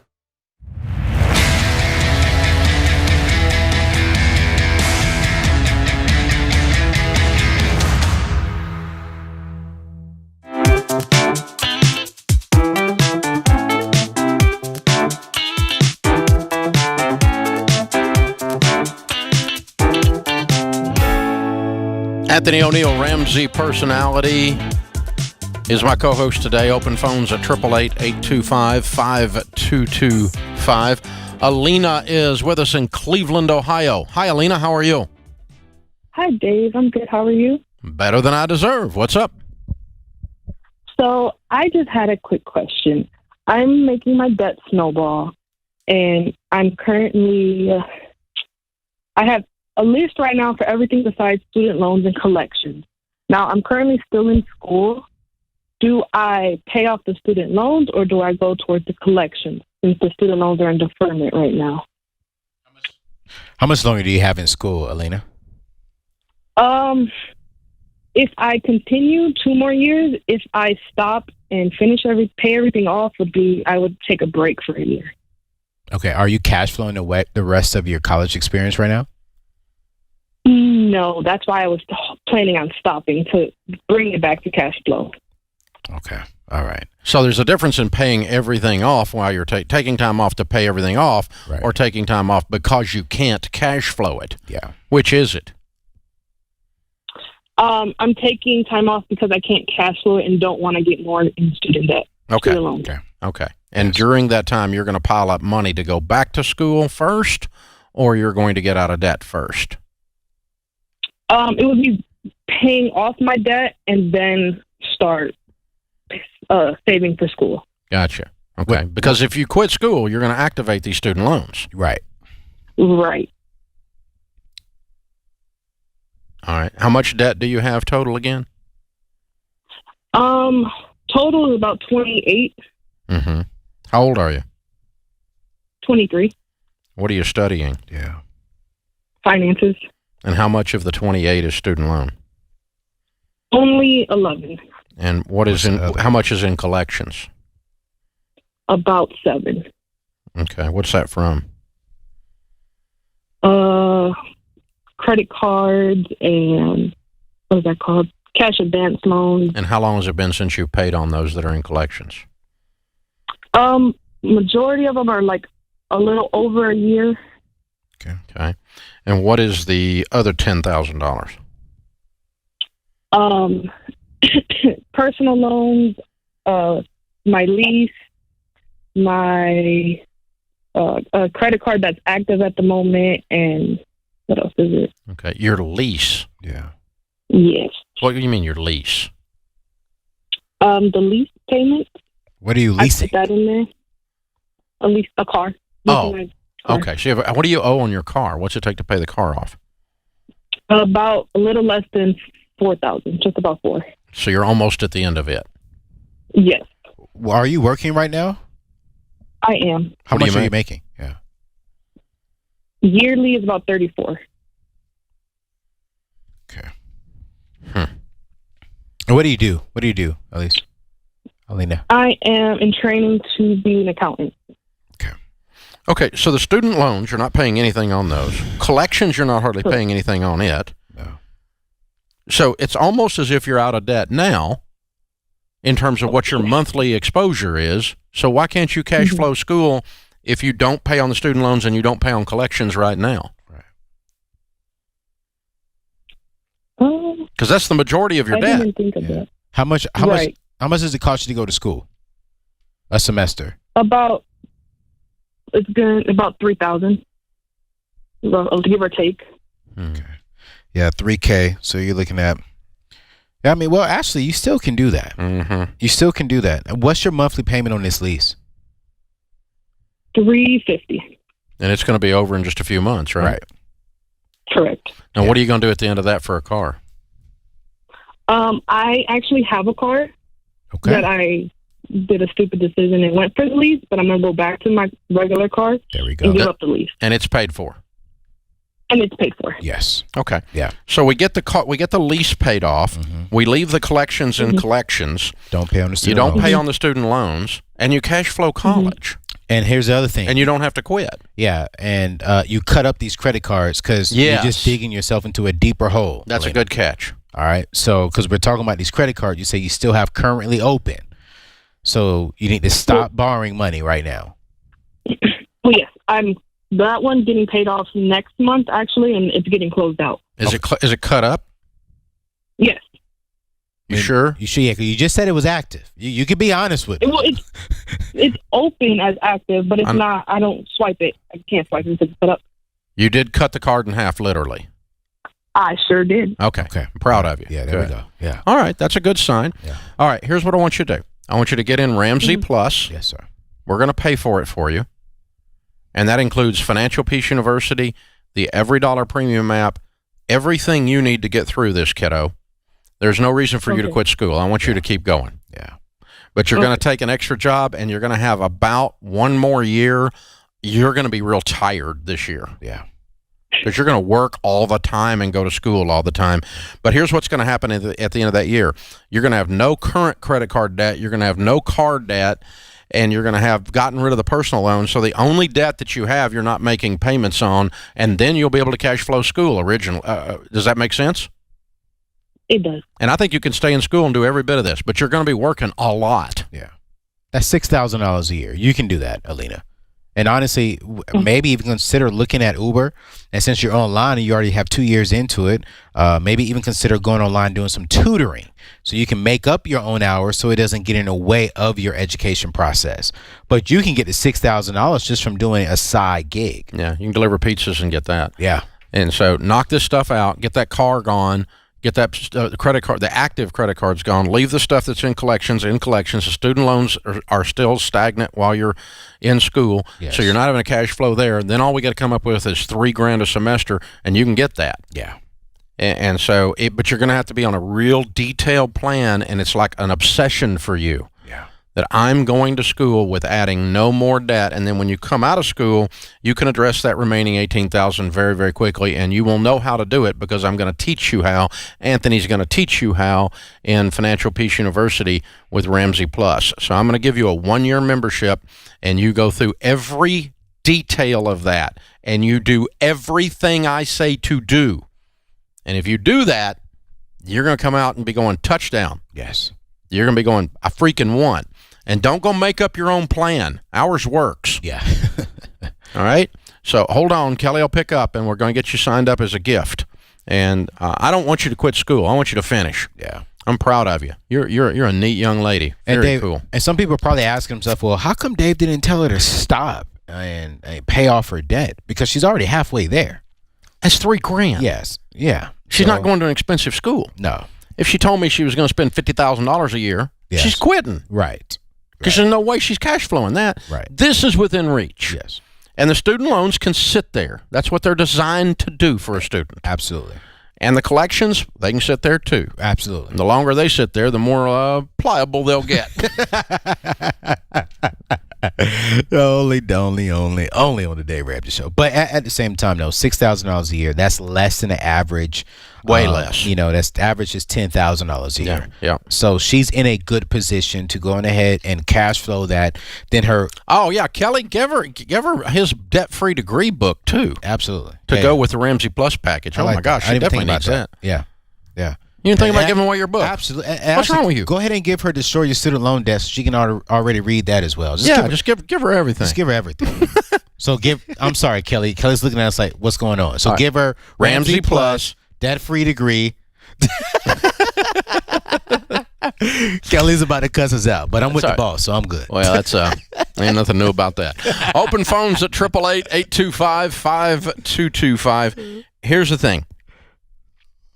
How do you eat an elephant? A bite at a time. With a freaking plan. Yes. You don't randomly run up and take a chunk out of it. That's good. You've got a plan, and you execute step by step by step through that plan, and it will take you into your future. Yes. And then when somebody asks, you can say, I'm living the dream. Yes, sir. This is the Dave Ramsey Show.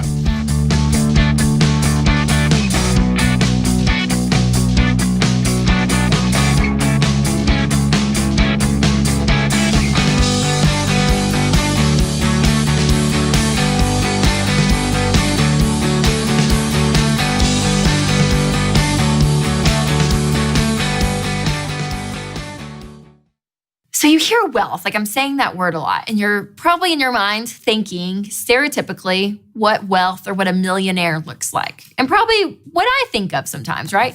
You see a millionaire. We'll say Exhibit A. This is Lauren. I'm going to just call her Lauren. I have no idea who she is, but she looks awesome. And you probably have seen a Lauren, maybe on Instagram, or maybe in your life you have a Lauren. And Lauren and her husband do really well. They drive awesome cars. They go snow skiing every summer. They go to the beach twice a year with their family. You know, they're making together like $250,000 a year. They just bought a house that was worth like $2 million. Like, I mean, just she's rich. Like you would look at Lauren and be like, yeah, y'all are doing really well. Like you're rich. Yeah. Then you see Jane.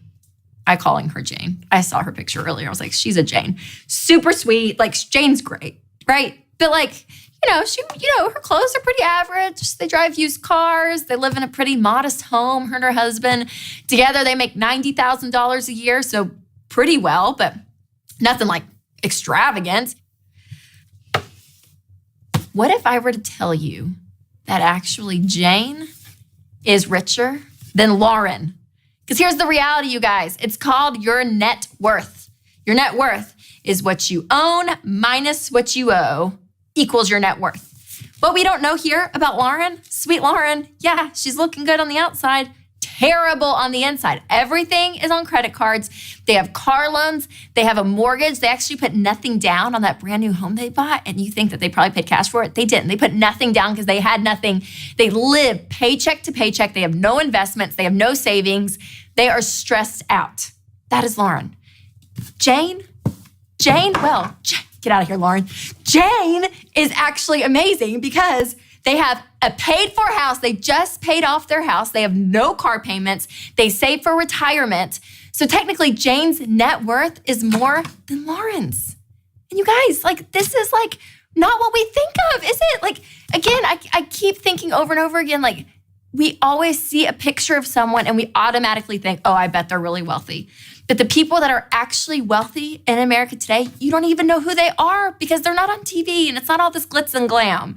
So for you guys, not only do I want you to get a positive net worth, but I want you to start building wealth so that you can change your family and you can change other people's lives, because we say to live like no one else, so later you can live and give like no one else.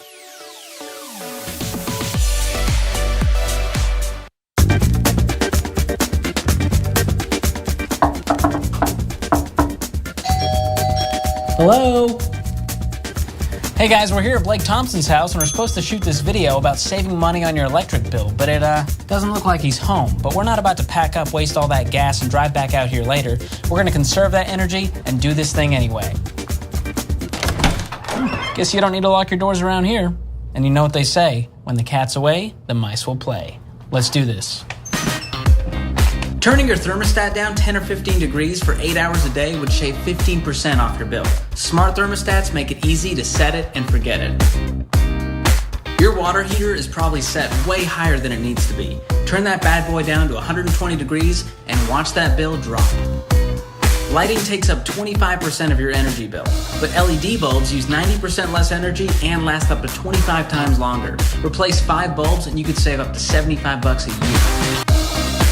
Up to 90% of your washing machine's energy goes to heating the water. Skip the hot cycle and wash everything on cold with a cold water detergent. Your refrigerator is the only appliance in the house that runs 24/7. Save money by keeping the fridge temp between 36 and 38 and the freezer between 0 and 5.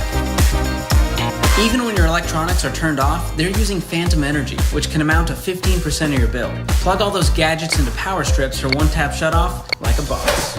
George, what are you doing here? And there's your Minute Money hack. Get out! Hey, if you enjoyed this video, we've got a whole Minute Money hack playlist waiting for you right here on our YouTube channel. And if you've got some energy-saving tips, we want to hear them. Leave them in the comments below. Folks, it's an honor to tell you about the Army National Guard. Not only are they big supporters of our high school curriculum, but they also give you the opportunity to impact your local communities. Whether your goals are to get an education, serve your country, or have a better life, the Army National Guard can help get you there.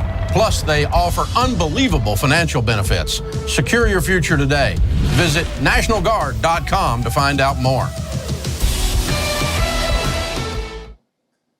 Hey folks, it's George here to remind you that Christmas is almost a month away, and if you want some extra cash, I know just the place to get it. Go to DaveRamsey.com/giveaway. We're giving away $500 every single week and a grand prize of $5,000 at the end of that. So go sign up. You can check in every day, DaveRamsey.com/giveaway. Now, it's Veterans Day, and we are celebrating this amazing couple right here, both active duty Air Force, and not only are we celebrating for their sacrifice and their service, but they're also debt-free. How incredible is that? 6 figures paid off in under 3 years.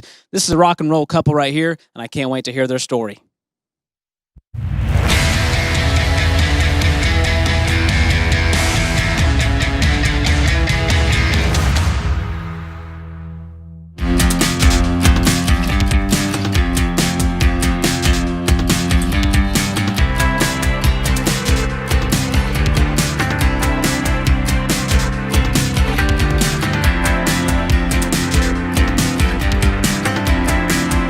Happy Veterans Day to all of those of you that are serving and have served. On the debt-free stage, we continue that in the appropriate fatigues. They're here. And Larry and Melissa are with us from Phoenix, right here on the debt-free stage in Nashville. Hey, guys. Welcome. Hi. Hello. So you're obviously military, that or you went to a supply store. A surplus store, right? Yes. Dave, I think we have our own surplus store. You got your own at home, yeah. Been serving a while, have you? Yes. Okay. What do you guys do in the military? So I'm public health. Mm-hmm. And I'm a military police officer. Public health must be really exciting right now in the military. Yes, sir. Woo! Perfect time to serve. Wow. Yeah, wow. Amazing. How long have you guys been in? 18 years. Both? I've been in 17 years. Okay. Did you meet there? In a military training class. Wow. Very cool. Mm-hmm. Very cool. And both of you made a career out of it. Thank you for your service. Yes. Absolutely incredible. All right. How much debt have you paid off? We paid off $135,000. Very cool. How long did this take? 2 years, 9 months. Very good. And your range of income during that time? About 137 to 147. Very cool. Good. Very neat. What kind of debt was the 135? So it was all consumer, just credit cards and car loans. Wow. Just that simple? Yes, sir. Wow. That's some nice cars. Yeah. Yes, sir. That or you just went hog wild on a credit card. And I don't know which. A lot of vacations. Wow. Yes. Okay. Did y'all sell any of the cars or you just paid them off? So we traded in both. Okay. And got different cars so we could get move quicker through baby step 2. Yeah. Nice. Got cheaper stuff. Cheaper stuff, yes. Okay. So what did you sell and what did you trade for? So I sold a GMC Acadia Denali down to a Honda Civic, which I love, by the way. Honda Accord. That would have fit in the back of the Denali. Yeah. Wow. Yeah. Okay. And then I traded a Cadillac CTS Coupe for a Ford Escape. Woo! it was a sad day, Dave. Oh, that one hurts. It was not easy. Oh, that hurts. Yes. You guys wanted out of debt fast. We did. Fast. We did. Wow, that's impressive. Now, people had to be giving you a hard time. Yes. Yes, they said we were crazy. You go from Denali and CTS to Escape and Civic. Oh my God, the driveway cringe. That is awesome. Yes, sir. That was really, all joking aside, emotionally painful days. Oh, yeah. I think more so for him. Yeah, I'm a car guy. He's a car since guy. I've been younger, I've drove nothing but sports cars, so going to the Escape was a little rough for me. Yeah, that CTS is a beast, too. I loved it. It's a great car. Yes. Oh, man. How many weeks later was it that you just said, God, I'm so smart? I think for me, I don't know. You're still wondering. I was going with the flow, Dave. Oh no! Okay, you got outranked or something here. I don't know what happened. It's true. All right, very cool. Okay, so well, the good news is that you've lived like no one else. Now you can live and drive like no one else. You'll be able to pay cash and drive whatever you want. Yeah. So very, very cool. So what started this intense journey? Because you did a really hard thing selling those cars. So we came home to water leaking through the floorboards that we had just charged $14,000 to install. Oh no! And we thought we were safe with our home warranty that we had purchased with the buying of our home. And unfortunately, that didn't pan out for us. So we made a lot of tearful phone calls to plumbers, but we didn't have any money. The home warranty wouldn't cover us. We had no money in savings, and all of our credit cards were maxed out. So the water was turned off, and we had 3 kids in the house. So we were pushed pretty far to our limit. And a plumber, out of the kindness of his heart or desperation in my voice, I'm not sure which one, actually ended up coming out that night, and it ended up being a small feat. It was only $75 to fix the actual problem. But unfortunately, we went to bed with a feeling of dread that night. Wow. So we went out the next day to the library and found the Total Money Makeover and read it out loud that weekend to each other. Cried a lot, fought a lot, and started baby step 1, the next pay cycle. Wow. That is that's an intense process. Yeah. Yeah. Ouch. Wow. How long y'all been married? We just celebrated 10 years in July. Wow. How old are your kids?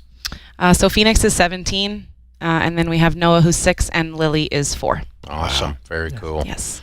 Very cool. Wow. That was when you have something that dramatic that just hits you in the face, you got to face it then.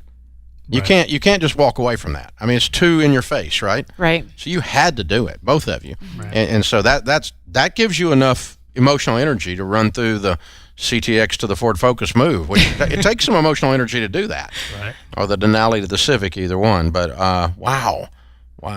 I again, thank you for serving. I grew up as a military child, and some things probably have changed. So tell me, but one of the things I see common from back when I was living in Fayetteville at Fort Bragg, I would see these young guys get their signing bonuses, get their first check, and run to the car dealership and buy the big, nice, brand new cars.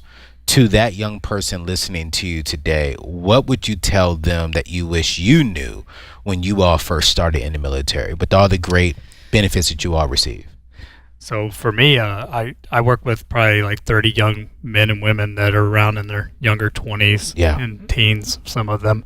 And I explain to them to do not go out and get a car that you can't afford, save your money. Many of them have the money to buy a car in cash, but the flashy thing that they keep in the parking lot is what they want. And they think that's, like a showstopper. But if they save their money and they do right by their money, they can actually drive whatever they want. And that's where I had to learn myself. And I'm able to talk to them about that because I've had to walk that line myself. And hopefully for those out there, they do it the right way and they save the money and buy a nice car in cash. We've got a lot of the chaplains teaching Financial Peace University all over the world through the military, and I've gotten the opportunity to be on several installations, several bases around, and especially in America, it amazes me that when you leave the gates, there is stupid for 2 miles on both sides of the road. That's true. Like every dumb thing a 22-year-old can do on the planet, stupid human tricks, stupid financial tricks, whatever they are, they're on both sides of the road for 2 miles outside of every base.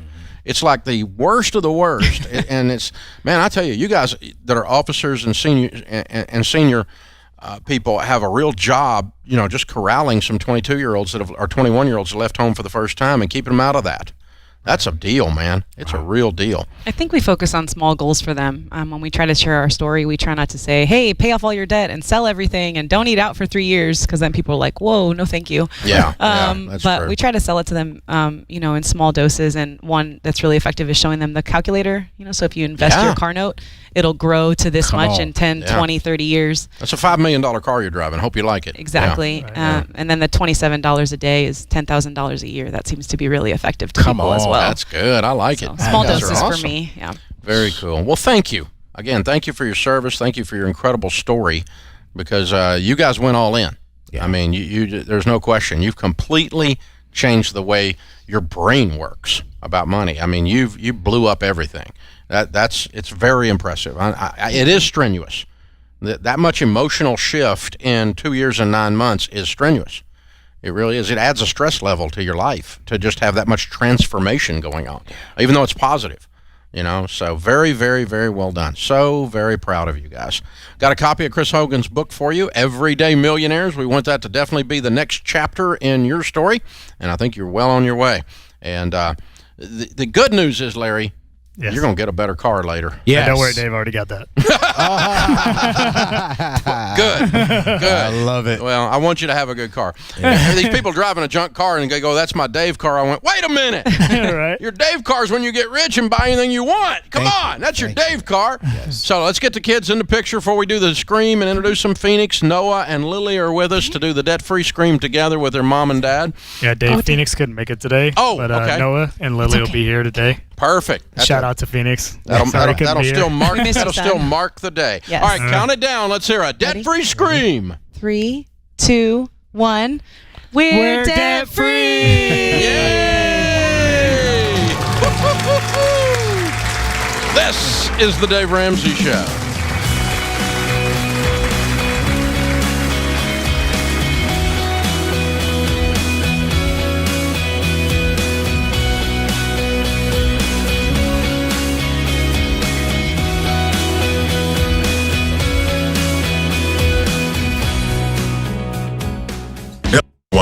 I've got a question for you. Do you know your net worth? You see, there's a lot of confusion out there about net worth. I mean, people think only celebrities have a net worth. That's not the case. Everyone has one. But what we have to do is understand how to do this. Well, here's what you do. Net worth is defined by taking what you own minus what you owe. And that gives you your net worth. You see, understanding this is crucial to you beginning your journey to becoming an everyday millionaire. We've got to know the start point, but we also have to have a game plan. That's why we developed the Net Worth Calculator.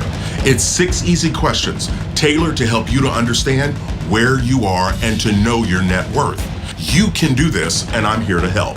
All you have to do is enter your email address to get started. One of the things that makes the Dave Ramsey Show unique from other shows is that we genuinely care about our listeners. That's why we are very intentional about choosing our advertisers. Blinds.com offers high-quality window treatments at unbelievable prices. And then their customer service is truly unbeatable. They make it simple to shop for blinds, shades, and interior shutters from home with easy online ordering and free shipping right to your door. And Blinds.com will help you every step of the way, just like they've helped thousands of my listeners with free design help by phone and online. Plus, they guarantee the perfect fit. Go today and take advantage of this week's special offer. All right, I am here with Larry and Melissa and Noah after an awesome debt-free scream. They just stepped off the stage after a photo op with Dave. That's always fun. How you guys feeling? Fantastic. You should be. Your sacrifice is amazing, both on the debt side and on the Air Force side. You guys are incredible. It's such an honor to have you here today. And the people out there are wondering, what is the new car you got? I got the Lexus F Sport. Lexus F Sport, that's an upgrade, I'll tell you that much. And as a fellow Honda Civic owner, I love it, okay? It fits me. You know, I just can never leave Honda. I just love it. Listen, Hogan is the Denali and I'm the Civic, if we're going to make things clear here. So what's next for you guys now that you're debt-free? Oh, gosh. I mean, and now we're just trying to save our money for when we retire from the Air Force at this point. We sold our primary home to move on base because we really didn't want to have any debt. And so that kind of catapulted us to baby step 5. Yes. And so we're investing appropriately and saving for the kids' college and just preparing for that next transition once we decide to retire. How does it feel to not go into debt for college? Amazing. See, that's the thing. He doesn't care yet, but one day he's going to go, Mom, Dad, my friends are all drowning in student loan debt. Thank you so much for doing this for me. That's awesome. What's your final encouragement to some military families out there who maybe are struggling where you guys were a few years ago? Right. It's just roll up the sleeves. I worked a second job. Never be too proud to work an extra job. I was a janitor at a YMCA, and I was in the military. So never be too proud, and eventually you'll drive a paid-off Lexus like me. There it is. Thank you guys for your service. Thanks for being here. Thank you so much.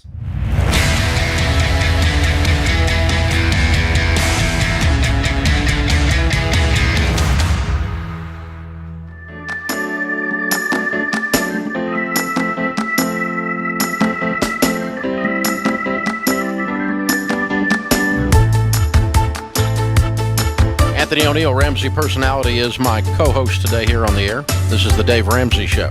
Open phones at 888-825-5225. Jason is with us in Detroit. Hi, Jason. Welcome to the Dave Ramsey Show. Hey, Dave. Thanks for taking my call. How are you? Better than I deserve. How can I help? Well, I had a question for you. I've been working with a financial advisor who's given me some advice, and I follow the show. I'm on baby step 7 currently. But he presented me with an idea that was a little outside the box. And I have term life insurance. I've been anti-whole life. But he presented me with this infinite banking concept. Jesus, you're kidding me. Money. Yeah, I have excess money in a savings account and looking to rebalance my portfolio to get it to work a little bit harder. Wow. But my risk tolerance is a little bit low.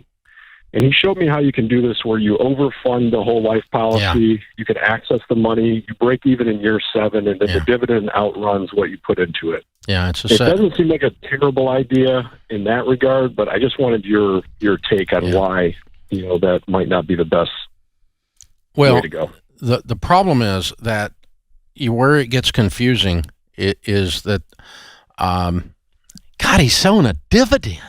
A financial advisor? This is an insurance guy. Well, he's both. They have, it's one of the bigger companies. Like Northwestern Mutual or Prudential. Exactly. Yeah. Yep. Okay. He's an insurance guy. He's not a financial advisor. Okay, I was about to say. So, because those are both mutual companies. Now, there are two types of life insurance companies, mutual and stock. Okay? Likely you bought your term, unless you bought it from him, from a stock company. A stock company, stockholders own the insurance company. A mutual company, which is Pru and Northwestern, State Farm is mutual, is the policy holders are actually the stockholders. Okay? Okay. Yep. So when the company makes a profit, the policy holders receive a dividend, as if they were a stockholder and received a dividend. Does that make sense? Yep. Now, follow the math here. If you are the owner of the company and you're also the customer of the company, and the only place the company gets money is from the customers that are owners, and they give you money from a profit, by definition, that means it's because they took too much from you as a customer. There wouldn't have been a profit otherwise. Okay. So the IRS has deemed, consequently, that mutual life insurance company dividends are not dividends in the true sense of a dividend, that instead they are, and this is the IRS's language, they are instead a refund of a deliberate overcharge. So they overcharge you in order to give you some money later to make you feel like you're making money off of them. And it's absolute hogwash. It's a pass-through. Mathematically, it's a pass-through. It's the way it has to be. It's the legal definition of the freaking company, and the IRS says so. So, yeah. The thing I didn't love is, when you take the money back, you basically are paying an interest rate on it. Exactly. And whose money is this? Right. That you're borrowing your own money and you're paying them interest? Yep. This is infinite banking for them. Yeah. Yeah, the infinite banking concept is old school, whole life, done poorly. You need a real financial advisor, not an insurance broker that's trying to sell you a load of manure. And so, the other thing is that your cash values that are sitting there all die with you. So whatever cash you put into this is equals zero at your death, because they only pay the face value. Pru does not have a policy. Northwestern Mutual does not have a policy that pays more than the face value, except Universal Life Bs, which are not in infinite banking products. And Universal Product B is where they charge more than they usually charge, which basically buys the insurance so they can still keep your money, is the way the math actually works on this. So you're dealing with one of the most expensive insurance products in the marketplace. If you're dealing with either one of those two companies, I would stay completely away from both of them. They're everyone in the financial field except people that work for them, we all think they're a joke. All of us. Anyone who's academically trained or has any kind of CFP or anything else, when someone says they work for Northwestern Mutual, we just kind of laugh and go, yeah, right, you screw people every day. Yeah, so, dude, you need to get away from them, and you need to go get a real financial advisor that can help you do some real investing that takes into consideration your low risk tolerance. Low risk tolerance does not need to lead you to losing your money 100% of the cash invested at death. Yeah. That's a bad risk tolerance thing. So you need to move on, dude. You need to move on. But because the whole thing of the dividends are paying for it is such a joke, because the dividends are the refund of a deliberate overcharge. So who's paying for it? If you were getting dividends if you owned Home Depot stock and you got dividends from that, then Home Depot's making a profit, but they're making a profit off of their customers. Yes. And I'm the owner of the investment. I get that dividend. That's different than if I am the customer and I'm the stockholder, thereby the only way I made a profit was off of me. Myself. So I pay you an extra $100 and then you give me 70 of it, and I'm supposed to feel great about that. Right. Yeah. So that's what this amounts to. And so you guys that working with State Farm, when you get your little dividend check, that's what it is. It's the refund of a deliberate overcharge. IRS verbatim says that. Yeah. And that's why you don't get taxed on it. If you get a dividend on Home Depot stock, you get taxed on it as income because it's real income. You really made an investment, and then you really made an income. So that's what's going on with that stuff. And so do not buy anything in the life insurance world based on dividends. You look at the price, look at the structure of the policy, and you'll usually find that mutual companies, by the way, are the higher priced. Yeah. So when you go to a quote service like a Zander Insurance and you get quoted on term life insurance, you're going to find no mutual companies in the 42 different companies that they give you a quote from because they're not competitive. That's it. Why? Because they charge more so they can give some of it to you back later and make you feel like that you got something. That's really what it amounts to. And that's why you won't find them. They're not competitive. Yeah. Dave, you're fired up about this one. Man, I tell you what, pisses me off. Infinite banking my butt. Okay, Dave. Infinite banking is for them. Yes. The only thing that agent has for his whole life is a need for your commission to be paid to him. Absolutely. That's the only whole life thing that is involved here. These products are horrendous. Yeah. And it's bad enough when they feed on the middle class, but that guy's a baby step 7, man. He's probably a millionaire. Yeah. And they create such a jumbled word picture that you can't cut through the BS. And yet, the thing about him, did you notice what happened with him? This is interesting. It didn't feel right to Jason. Yeah. He felt it, didn't he? Yeah, he felt it. And that's probably because he's going through our process and he knows what we teach. Well, it's not just that. He didn't just say, well, Dave says it's wrong. Right. There's something wrong here. I just can't put my finger on it. Yeah. Overpay and get money back. But, I mean, you ever have those feelings? I don't know exactly what's wrong, but I smell a rat. Yeah. Which means there's a dead rat in the corner somewhere. Yes. I just hadn't found him yet. Or below the couch. Something stinks in here. Yep. Something stinks in here. Something got in the house and died. I got a smell in here. What is it? Something's wrong. You can't find it. Yeah. You can't put your finger on it. But how many times have you been in a situation with a person or with a product, a financial product? You had one. You were buying an item. I won't say what it was on the air, but you got the smell off the people and you ran. It wasn't 3 weeks ago. What was it, Dave? Tell me. You got to have What was it? I'm not going to because they might be listeners and I'm not going to do that to you. I'm not going to throw you under the bus. No, but say you it. walked out of a deal into a different deal not long ago. Yes, sir. Was it not the same thing? It was the exact same thing. The Holy Spirit inside of you said, I smell a rat. Yeah, something's not right. Something be wrong with these people. I ran. This deal is there. I can't put my finger on it, but this deal is bad. Yes. And you ended up in another deal. There's a much better deal because you listened. Even though you couldn't logically explain it, you could listen to your heart. Absolutely. Yep. Listen to the bell when the bell rings. Woo. It's called the Holy Spirit. Yeah, thanks. This is the Dave Ramsey Show. Oh, man.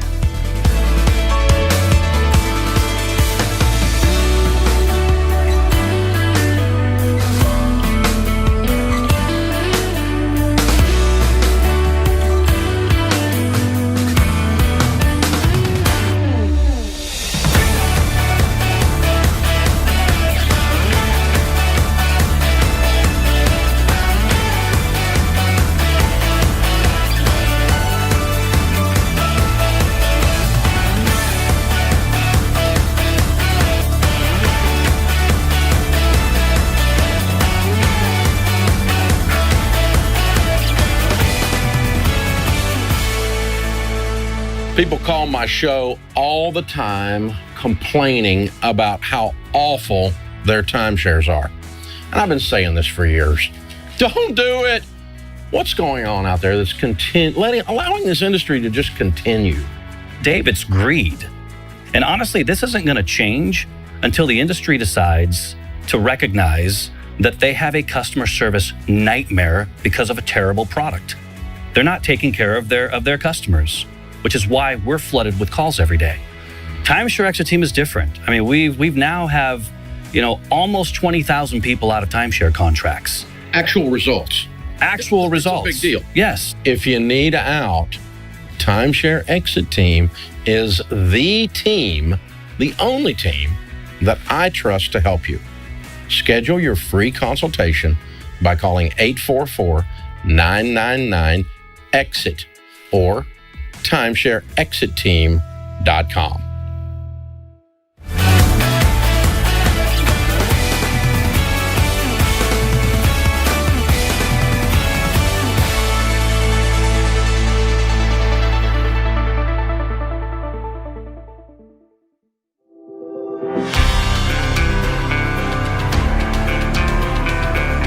We met at Whistler Bible Church, and he being a pilot and my dad being a pilot met and got to know each other, and then we got to chatting on the phone and kind of just took off from there and became friends.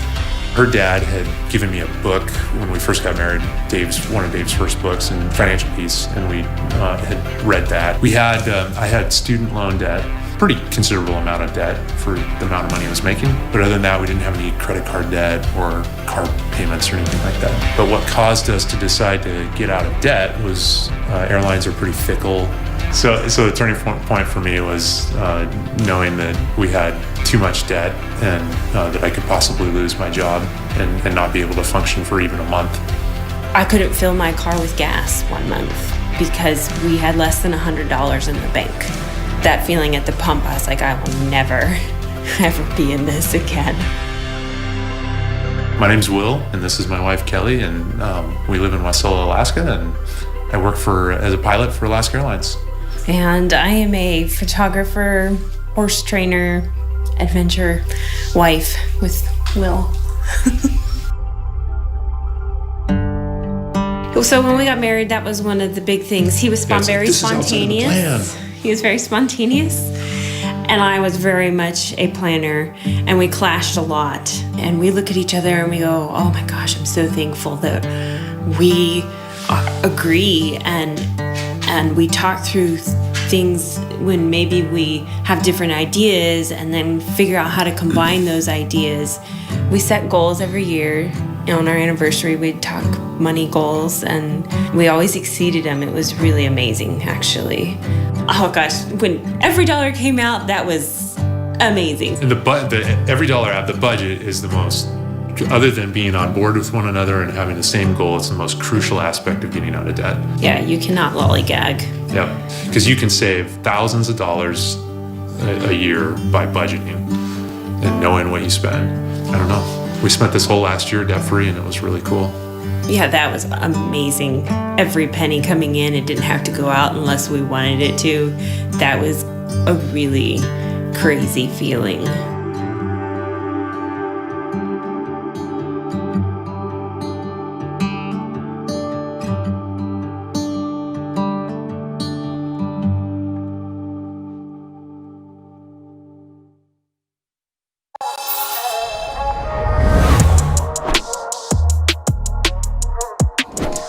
Would you rather save money, and I know it's not a lot of money you're saving, but would you rather save money by having to share a toothbrush with your spouse or having to share deodorant with your spouse?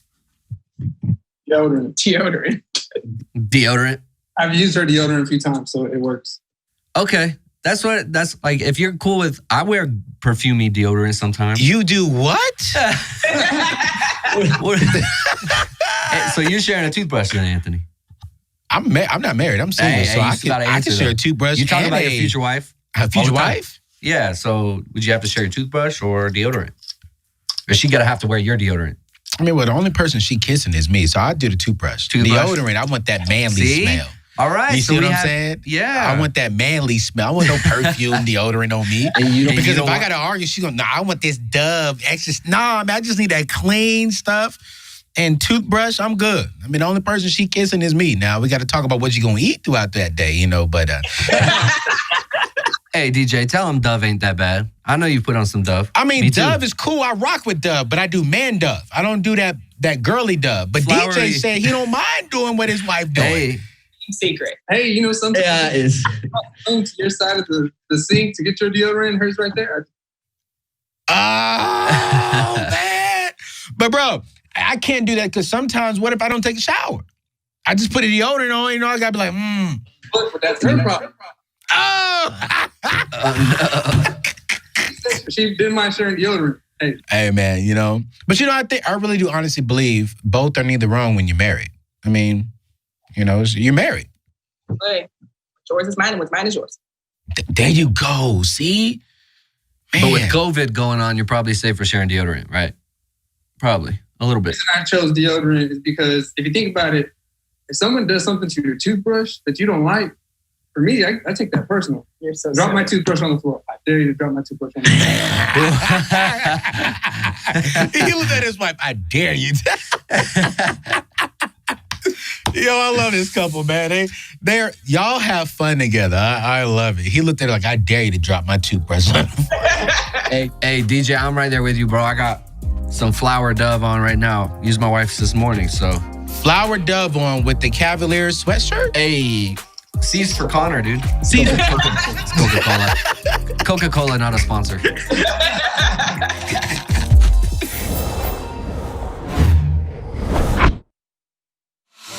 The total debt is around $640,000. I'm wanting to come clean about a credit card that he doesn't know about. I'm going to probably pay a student loan for the rest of my life. I just don't even know where to begin. And I don't know what to do, and I'm scared. Welcome to the Dave Ramsey Show. You are not a victim. You are the hero in your story. You can be intentional about your character. You can have money and a career. Everything just started making sense. I was like, I'm going to do this. Let's hear a debt-free scream. Live from the headquarters of Ramsey Solutions, broadcasting from the Dollar Car Rental Studios, it's the Dave Ramsey Show, where debt is dumb, cash is king, and the paid-off home mortgage has taken the place of the BMW as the status symbol of choice. Anthony O'Neill, Ramsey personality, #1 best-selling author of the book Debt-Free Degree, is my co-host today on the air. We're talking to you about your life and about your money. Open phones at 888-825-5225. 888-825-5225. Sean is in Grand Rapids, Michigan. Hey, Sean, welcome to the Dave Ramsey Show. Hey, Dave. Hey, Anthony. What's up, man? Not much. Just wondering, so I'm on baby step 4, I guess.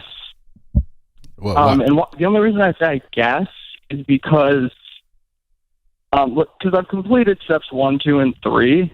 Okay. But I just don't know, like, how interested I am in actually saving for retirement, because I don't know if I could ever, like, envision myself actually retiring. I'm so confused right now. How old are you right now, Sean? I'm 25. How old will you be next year? 26 in February. Okay. So do you see where I'm going here? Yeah. So you're saying you're getting older. Yeah. So I'm I get you. I know that. Yeah, and I get you. I probably started off wrong, and I got Dave started. I'm sorry. No, you're fine. I like it. Why? And bring I out the sass early. 25 years old. Are you not motivated to start thinking about your future? Hey, let's try this. What if we change the word from retirement to rich? I like that word. I mean, I really like the sound of that too. It's the same thing, dude. Really, yeah, I understand that, but I just really enjoy working. Me too. I plan to work until I die. As a matter of fact, I'm going to stay around here and just spread hate and dissension in this building. Oh, no, you're not. But I certainly hope so. For all be old and dementia crept in, and I'll just not be making sense on the air, and James will have to be hitting the dump button. Nah, we'll fix that. But hey, get the net. Point, and this is what I'm thinking. Like at that point, like say I were to go out of my mind, like dementia, like can physically not work anymore.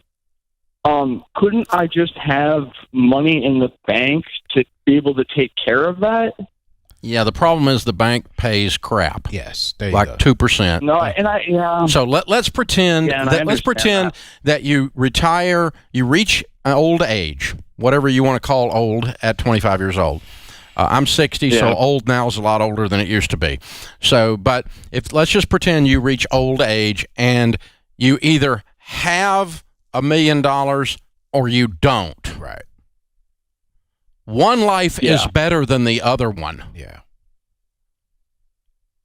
Then you make choices about whether you want to work or not work.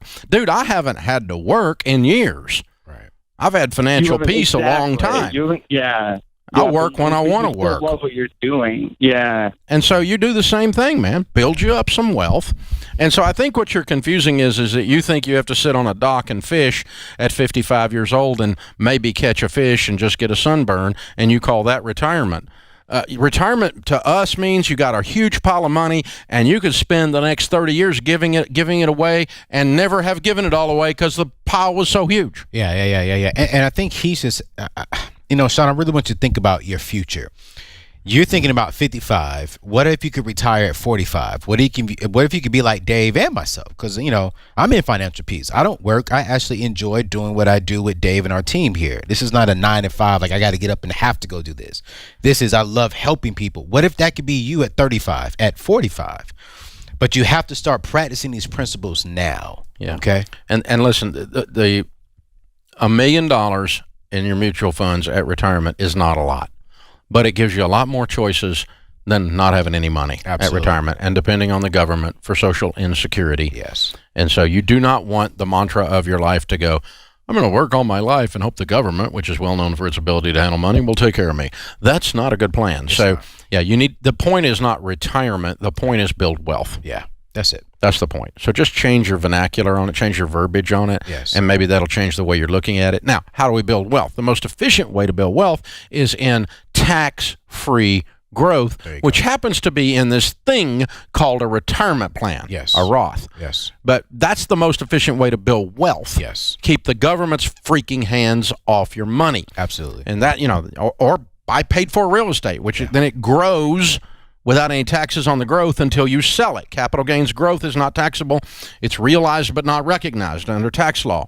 And so you can do stuff like that, but become wealthy so that you can not only live your best life, not only be outrageously generous to others, but someday you might have a family and you actually want to change your family tree. The Bible says a good man leaves an inheritance to his children's children. Now that's what we're talking about, Dave. Now I'm getting legacy. Excited. Legacy. That's This is not retirement. This is a money. It's wealth. Yeah. And so it happens to be that the first steps to becoming wealthy and the most tax efficient investments are those inside of retirement plans. But if we just take the word retirement off of it and call this is the best way to get rich, then it changes your mindset, maybe. And Dave, I want to say right there with you, because you've taught me so much from joining your team and really just learning from you, watching what you do for your family.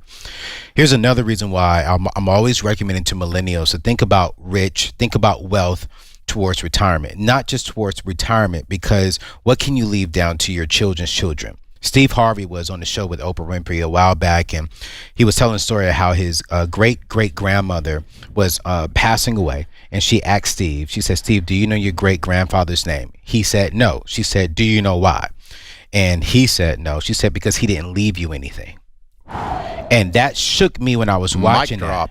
And I said, I don't want to die and my children's children don't even know my name. Yeah. I mean, the Vanderbilts know Cornelius. Come on now.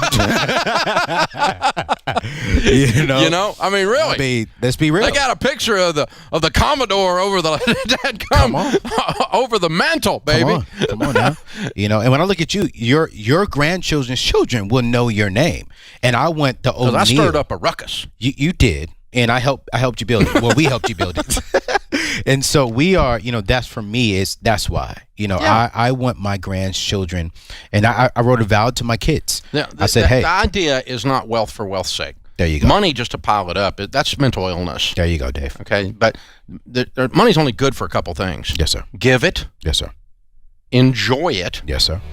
And have long-term, eternal impact, including the changing of your family tree. There you go. And so when you can take some money and reach over and change the destiny of somebody's life, change the direction, the trajectory of someone's life, and they might actually kin to you. Yes, sir. Like your great-grandbabies. Yes, sir. Then money has had a value at that point. There you go. But just piling it up to say I'm rich, that's shallow. Yeah. Nobody gives a crap what car you drive. That's true. It's shallow.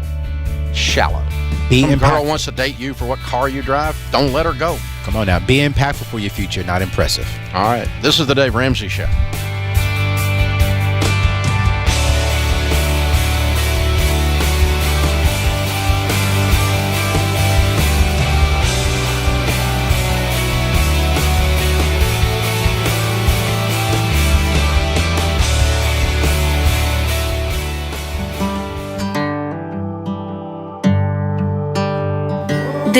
There's a turning point at which we were just like, oh, we hate debt. But then there was also a second turning point of going from we hate the mindset of we hate debt to we want to be really good stewards of our money. And that was another shift. Let's not just stop here at the student loans. Let's tackle the house now too. As I got raises, we never changed our lifestyle. We would put every single raise into the house. As the numbers started going down, we passed the 200,000 mark, and that was really cool to watch that number go to a 1. I mean, that was a big deal. And when we passed the 100,000, it was like we were on a roll. It was just what we were doing. I think it was just more of a slog. Yeah. I mean, yeah, you're at the base of a big mountain.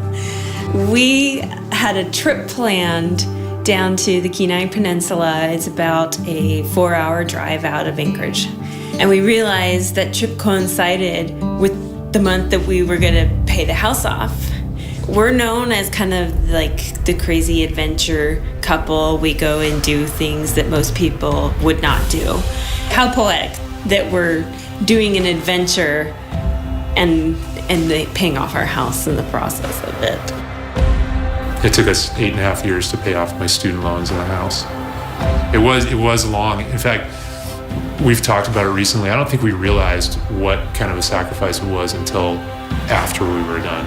It became the normal. Yeah, it became normal. We started with a nearly $250,000 of negative net worth, and we could call in and do the millionaire hour thing, probably in the next year. And that's not at all the brag. That's simply the way the plan is set up. It works. When you own your house, you can take two paths. You can make more money, or you can spend time with your family, and that's the branch that I would like to take is more quality time. Being able to dream bigger than we ever thought possible. I mean, when you start talking millions of dollars and what you could do with that and the way it would affect your life, it's pretty incredible. Yeah, with all the young couples out there, if you start now, you'll be blown out of the water what you can do. And make goals, dream big.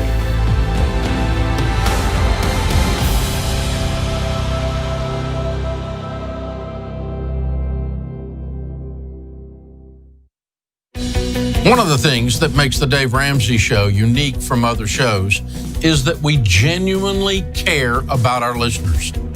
That's why we are very intentional about choosing our advertisers.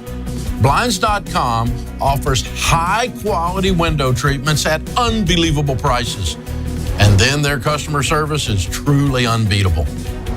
They make it simple to shop for blinds, shades, and interior shutters from home with easy online ordering and free shipping right to your door. And Blinds.com will help you every step of the way, just like they've helped thousands of my listeners with free design help by phone and online. Plus, they guarantee the perfect fit. Go today and take advantage of this week's special offer.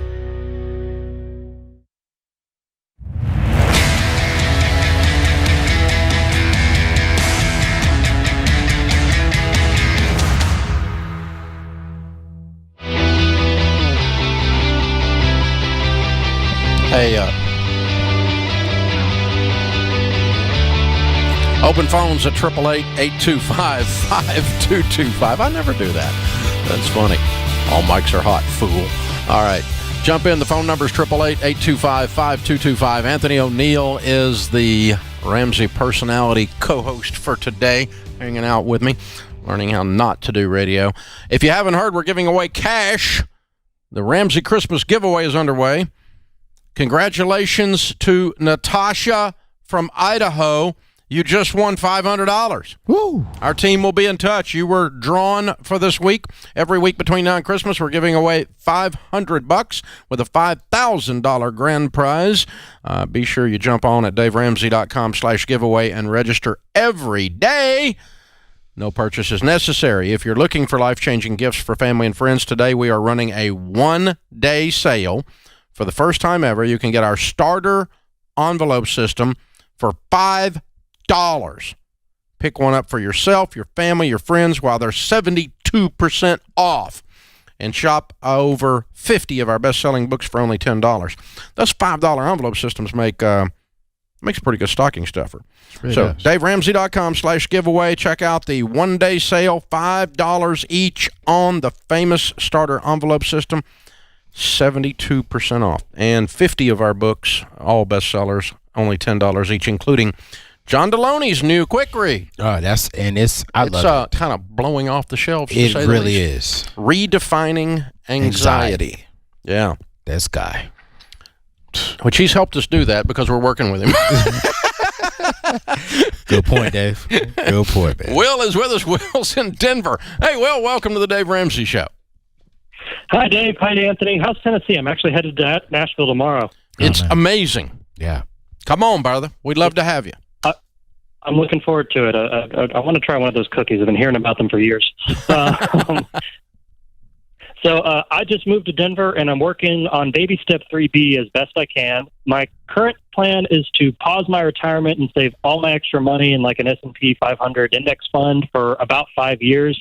But pausing my retirement for that long scares me a little. Should it? Yes. Yes, Yeah, absolutely. We usually say about 3. Yeah. Five feels long. How old are you? I'm 31. Yeah. Okay. It's not the end of the world. Yeah. But I just don't. The thing is, we just don't want you to not save money for retirement for an extended period of time. So, how much are you trying to save?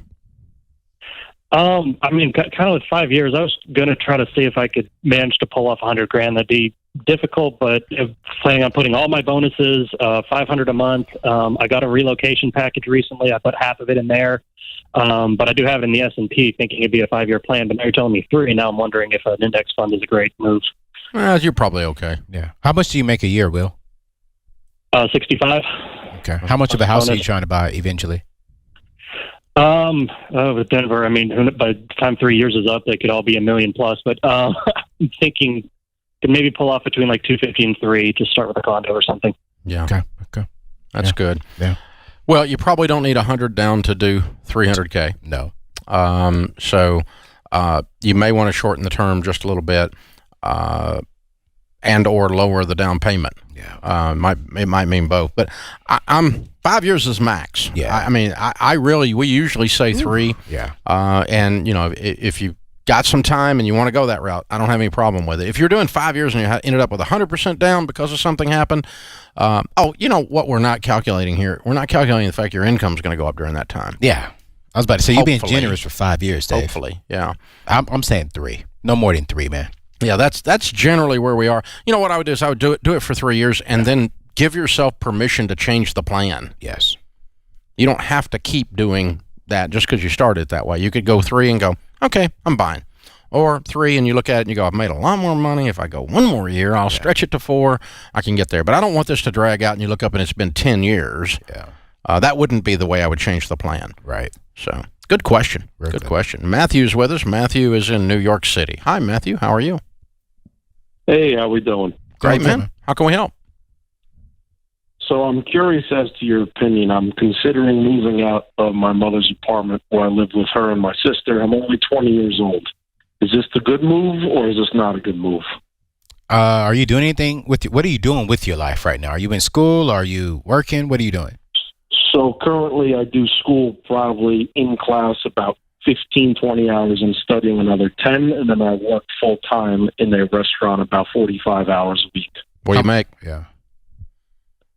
I am currently making, I'd say, net income about $52,000 a year. Net income $52,000 a year, working how many hours? About 45 to 50. And going to school 15. Oh, okay. Yeah. All right. Correct. How much longer do you have in school? Only 2 years left. Okay. Are you cash flowing this school right now? Or are you taking out student loans? So the first 2 years that I'm doing at community college, my parents saved up money to pay for it. These following 2 years, I'm taking on myself, but the loan is coming from a family member, and I have to pay them off, let's say, every 3 months, no interest, and everything is lenient payments. What school are you going to your second year? How much is it going to cost you a semester? Let me ask you that question, because I'm not a huge fan of borrowing money from family. Yeah, no, hoping to try to go to Rutgers or Kane University, one of the state colleges in Jersey. Okay. Average cost between the three, probably $11,000 to $13,000. Not living on campus. Yeah. So, Dave may think differently, but I'm going to say if you're making $50,000, I'm going to stay home and cash flow the next 2 years and not borrow money, not accept money from the family member. So here's the thing. What is the goal? Okay. In my mind, if I'm in your shoes, but you need to ask yourself, what is the goal? If my mind is not you have not got any time to party. Right. You work all the time and go to school all the time. Yeah. And so being at your mama's house is not a problem for you. Right. In that regard. So what is the goal? The goal is to complete the education with no debt. Come on. If I'm in your shoes. That's the goal. The independence, you're 20 years old, what do you gain? Because every dollar you spend to move out takes you away from your goal. Come on. Yep. Right? Yep. And so what are you gaining for that move? That's what you've got to ask yourself. So if you can do both, I'm okay with it. There's nothing evil about moving out and getting on your own. But let's say you move out and you spend $2,000 a month to live outside, and that ends up that you take $24,000 out in loans from the relative. Yes. Then basically you borrowed money to live out of your mama's house. That's it. Don't tell me you borrowed it for school. No. You borrowed it for lifestyle and to get out from under mama's thumb. Yeah. And so, that's the effect of what's going on. So if you could accomplish all of these things and move out, fine. No problem. No problem. But I don't think you can. Yeah. Financially. I don't think the math is going to work because you live in one of the most expensive places in the world to live. Right. And so when you move out, you're going to have an expensive place to live, and it's going to be a tiny at little apartment. He's living in a tiny apartment with a roommate. Tiny apartment. Yeah. So that's why I'm saying I would say go ahead and stay at home. Be very strategic though while you're at home. Make sure you don't borrow nothing from a family member. Graduate or anybody else. Yeah. Graduate 100% debt free. And all the extra money, now start saving that so that way you are prepared to move out when you graduate with a savings account, because you will need that in New York. So here's what I'm thinking.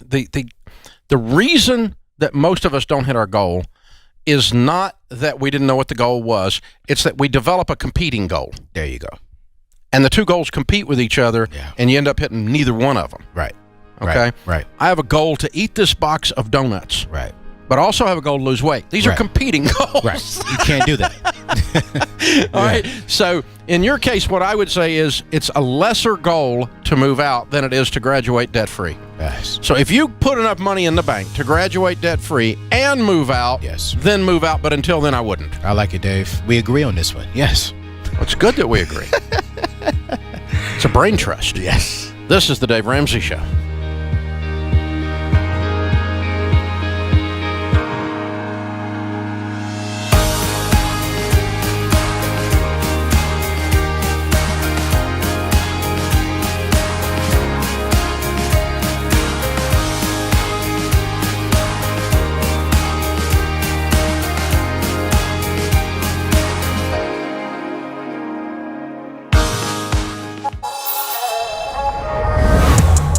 Here's the next one. And you're not going to like it. You got to fail. I want you to fail at something. I want you to go out there and just suck at something. I want you to go out there and say, you know what? I don't know what I'm about to do, but I'm going to try it anyways. I want you to do it. When I first started this YouTube channel, we sucked. We weren't getting no views. People weren't looking at me. When I first got on the stage and preached my first sermon, it was horrible. It was horrible. When I got my first job, it was just bad. It was just bad. But everything that I failed at taught me something.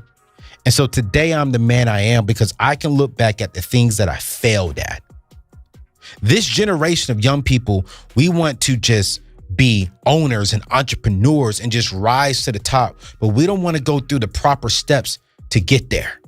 I was talking to my mentor, Dave Ramsey, the other day on the show, and I was like, Dave, talk to these young entrepreneurs or these young people in their 20s and 30s who want to start a business. He was like, go fail at something. He said, you know how many mistakes I've made here at Ramsey Solutions? You know how many more mistakes I have to make before I get to run a $1 billion organization? I'm not scared to fail because every time I fail, I learned. And every time I learn, I improve. When I improve, I grow. Fail, learn, improve, and grow. If you ain't failing at something, you ain't going nowhere. If your friends are not failing at something, y'all ain't going nowhere. And that's one thing I love about quality relationships. I don't mean to go back, but every time we get around a circle and if we fail at something, we bring it to the table. One of my boys were crying. I'm gonna be real with you. I failed at a relationship. I was engaged and I went around that circle and I cried. And the very first question they asked me, what did you learn from the relationship? Check this out. Not about her, but about yourself that you won't bring to the next relationship. I failed, I learned, I improved, and I'm still improving. And because I'm still improving, I'm growing. But I can't grow without failing. Fail at something.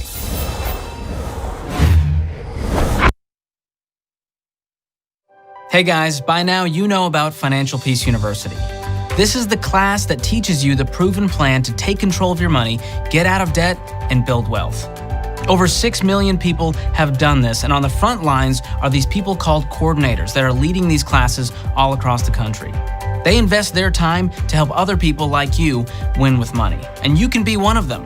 But we reached out to them to figure out why they do this thing in the first place. Here's what they had to say. The reason why I lead this class is not that complicated. I want my students to crush debt and to be irritated. Like David, those who want to steal and keep you from your money, those credit cards and student loans that tempt and call you honey. I teach the baby steps, all of them, from 1 to 7. And when you're through with them, you'll almost feel like you're in heaven. But you're still here because you're focused and not finished yet. Big Pop, Chris Hogan, man, reminding you to not forget to budget. To give each dollar a job, we're talking zero-based. And having some cash saved up when Murphy gets up in your face. Now delegate 15%, you know it's for your future. Make sure your kid has cash for school so he won't be no moocher. Now go and pay your home real fast, attack that mortgage loan. As Dave would say, the grass feels different on the land you own. Now FPU is more than building wealth just for yourself, because if you just stick to the plan, you'll live and give like no one else. That's why I'm an FPU coordinator. That was awesome. Listen, if you want to make an impact and help others win with money, you can lead a Financial Peace University class, which is now a part of Ramsey Plus. You don't have to have gone through the class before, you don't have to be debt-free, and you don't have to be a financial expert. You just have to have a heart to serve others and a commitment to what we teach. Our team does all the teaching, and we make it super easy and fun to lead. Plus, you can lead a class from anywhere. Oh, and coordinators get some sweet perks for leading too. To get started, just text the word LifeChanger to 33789 and we'll send you a link with all the info you need to help others find financial peace. Again, that's LifeChanger, all one word, to 33789. Cliff and I joined Christian Healthcare Ministries because we really liked the concept of Christians sharing each other's burdens. And we really experienced that firsthand when Cliff was diagnosed with heart disease. Christian Healthcare Ministries, or CHM, is not health insurance, but rather a federally approved exemption to the healthcare law. It's a time-tested model to help take care of your healthcare costs. It's Christians helping other Christians by sharing each other's medical bills. Adjusting to a new system of paying for healthcare was kind of tricky, but that's where CHM stepped in, and they really helped navigate that water with the hospital and the payment. Want to see if CHM is the right fit for your healthcare needs? Check out our website at chministries.org/budget. That's chministries.org/budget. It was just such a relief to know that financial burden was going to be taken care of.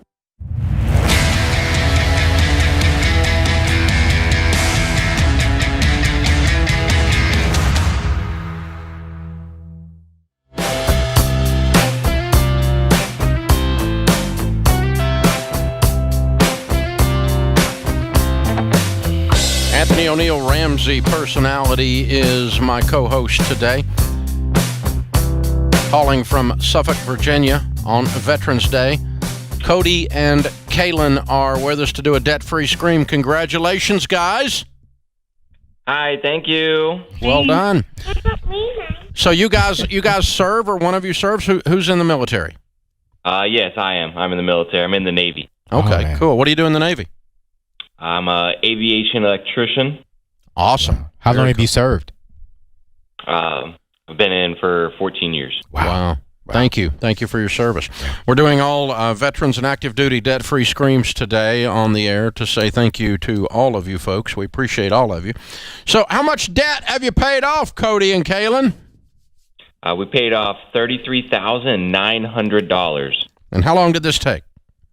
8 months. Wow, you knocked it. All right. And your range of income during that 8 months?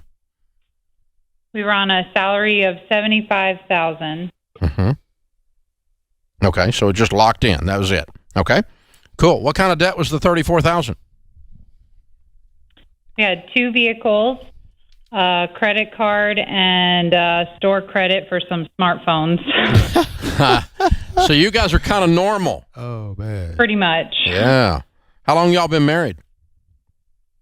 12 years. Wow. What happened 8 months ago that lit you on fire? Because you guys went crazy.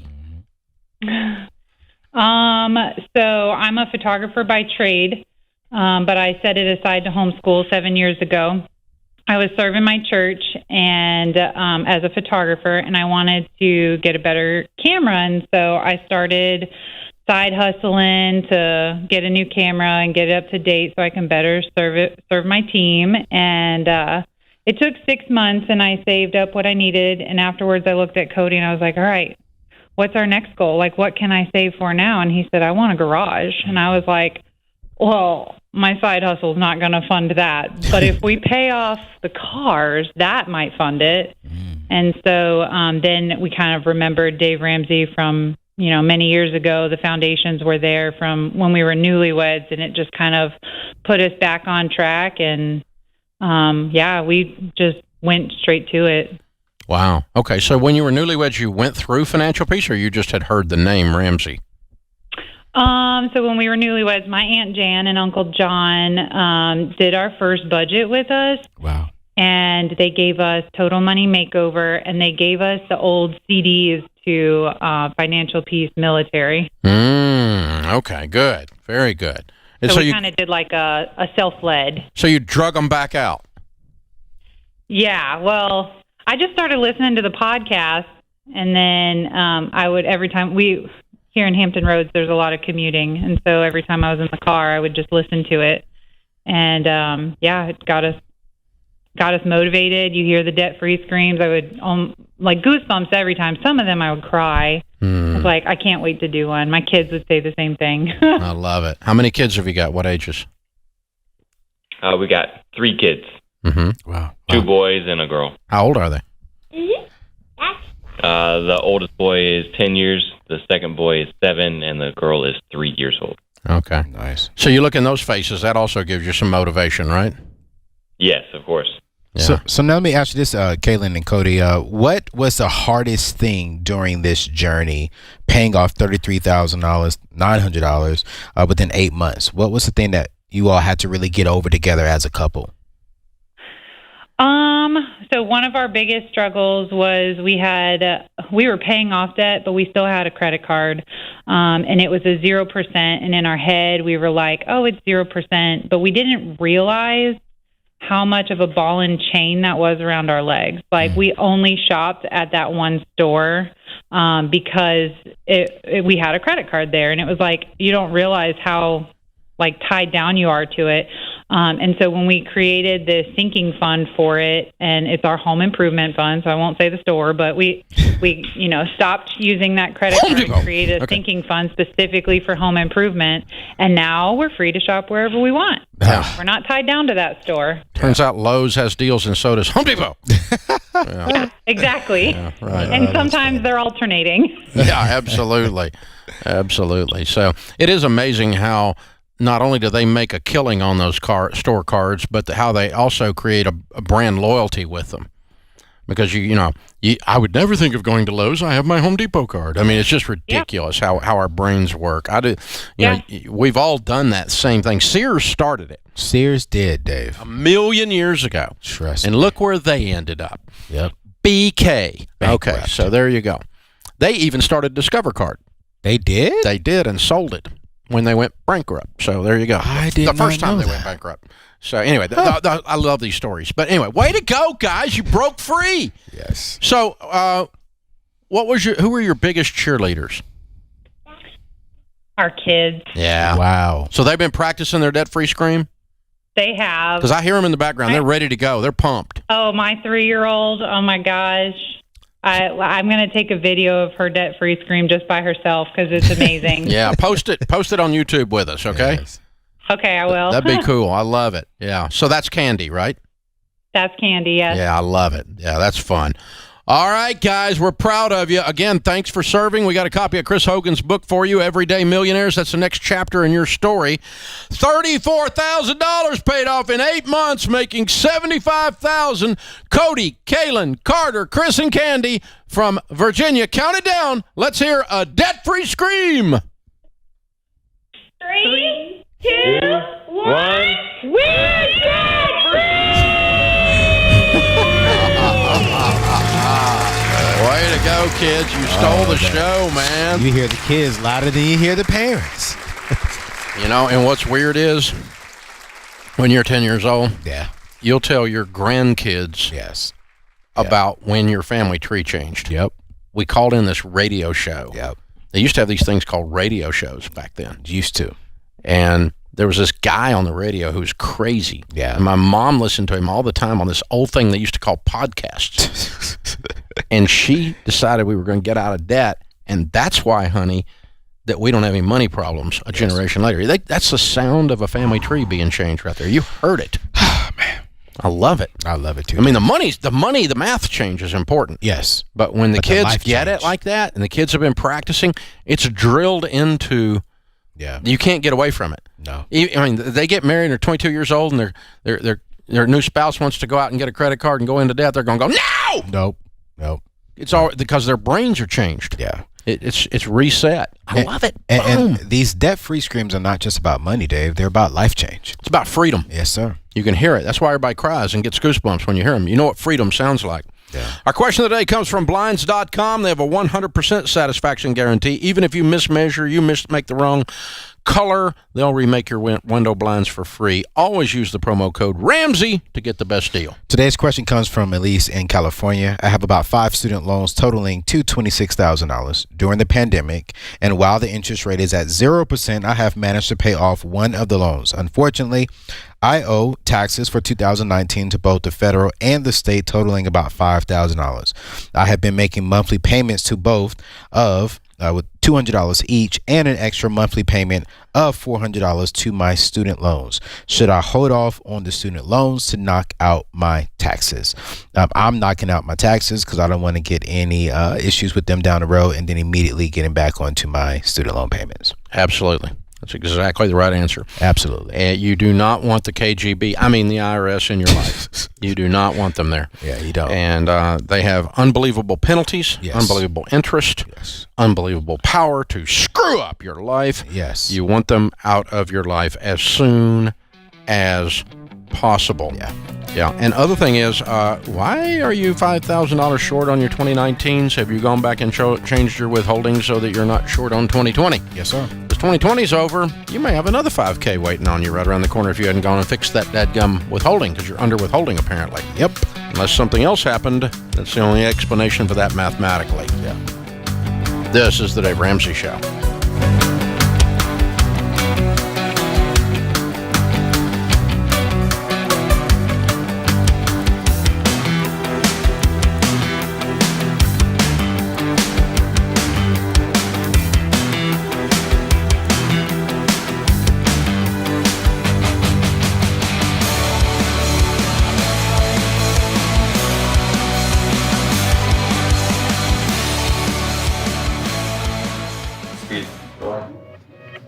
Some of the biggest aha moments I've had in life is when I've realized and learned more about who I am and why I am the way I am. When I have more self-awareness, I've realized, wow, I win more in my marriage, with my kids, at work, and other relationships, in life. And so as I was on that journey, I started to realize, wow, what if I took some of that self-awareness and applied it to my money? Understanding not just how to handle my money, but why I handle money the way I do. So in my new book, Know Yourself, Know Your Money, we're going to go underneath the foundation of all the money principles I've been talking about for over a decade. So besides just budgeting and getting out of debt and saving and retirement and insurance, all these principles we talk about, when we go underneath the foundation and start talking about not just how you handle money, but why you handle money the way you do, I promise that self-awareness will help you win with money faster. And this book is going to give you the fuel and the hope to cause it to happen.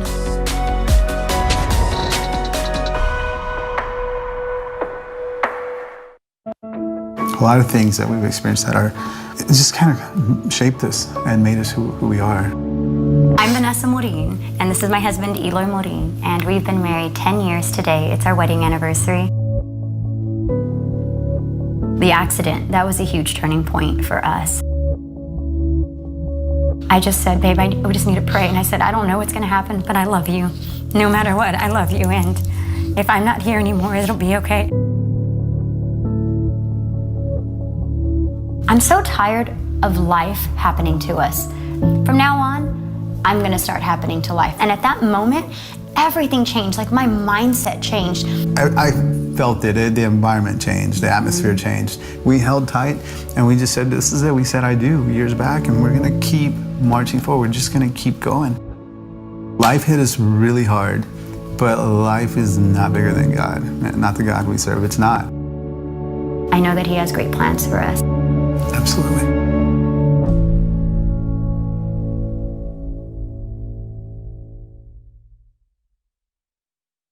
Step 1, $1,000 to start your emergency fund. Step 2, pay off all debt using the Debt Snowball. Step 3, 3 to 6 months of expenses in savings. Step 4, invest 15% of household income in Roth IRAs and pre-tax retirement. Step 5, college funding for children. Step 6, pay off house early. Step 7, build wealth and give. Folks, it's an honor to tell you about the Army National Guard. Not only are they big supporters of our high school curriculum, but they also give you the opportunity to impact your local communities. Whether your goals are to get an education, serve your country, or have a better life, the Army National Guard can help get you there. Plus, they offer unbelievable financial benefits. Secure your future today. Visit NationalGuard.com to find out more.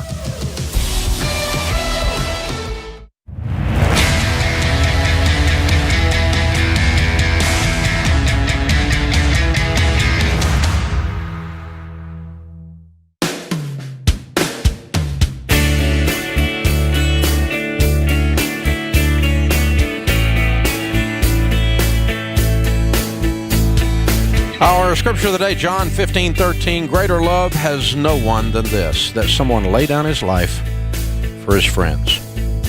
Abraham Lincoln said, honor to the soldier and sailor everywhere who bravely bears his country's cause. Honor also to the citizen who cares for his brother in the field and serves as best he can the same cause. Happy Veterans Day to all of you listening today live. That I have served or are serving. We appreciate you. We salute you at Ramsey. We think you are the best of the best. Yeah. And we really, really appreciate you. If you are a business owner out there and you want to grow your business, you need to start with the man in the mirror. I figured out years ago I'm the biggest problem around here. Therefore, I am the biggest solution around here. Growing your business means growing yourself as a leader, and that's what EntreLeadership Summit is all about. EntreLeadership Summit is coming up in 2021, May 16 through 19, here in Nashville. It combines a world-class experience with content that will get you fired up. The 2021 speaker lineup is absolutely world-class. Marcus Buckingham, best-selling author, Pat Lencioni, best-selling author. Craig Groeschel, best-selling author, senior pastor of Life Church, lifechurch.tv. Simon Sinek, best-selling author of the book Start With Why. The latest is his Infinite Game. Jim Collins, of course, you know Jim. Yeah, leadership expert, best-selling author many times over, including the classic Good to Great. Christy Wright, Chris Hogan, Dr. John Deloney, Ken Coleman, and me. We have less than 150 seats left. Wow. So hurry and get yours for Summit. And all you do is text the word Summit to 44222. That's 44222. Arlington, Virginia is calling. Margarita is on the line. Hey, Margarita, how are you? Hi, Dave and Anthony. How are you guys doing? Oh, well. Great. How can we help? So I'm pretty new to your whole program, but I have a question about student loans and property. So a little background. My husband and I, we've been married for about a year.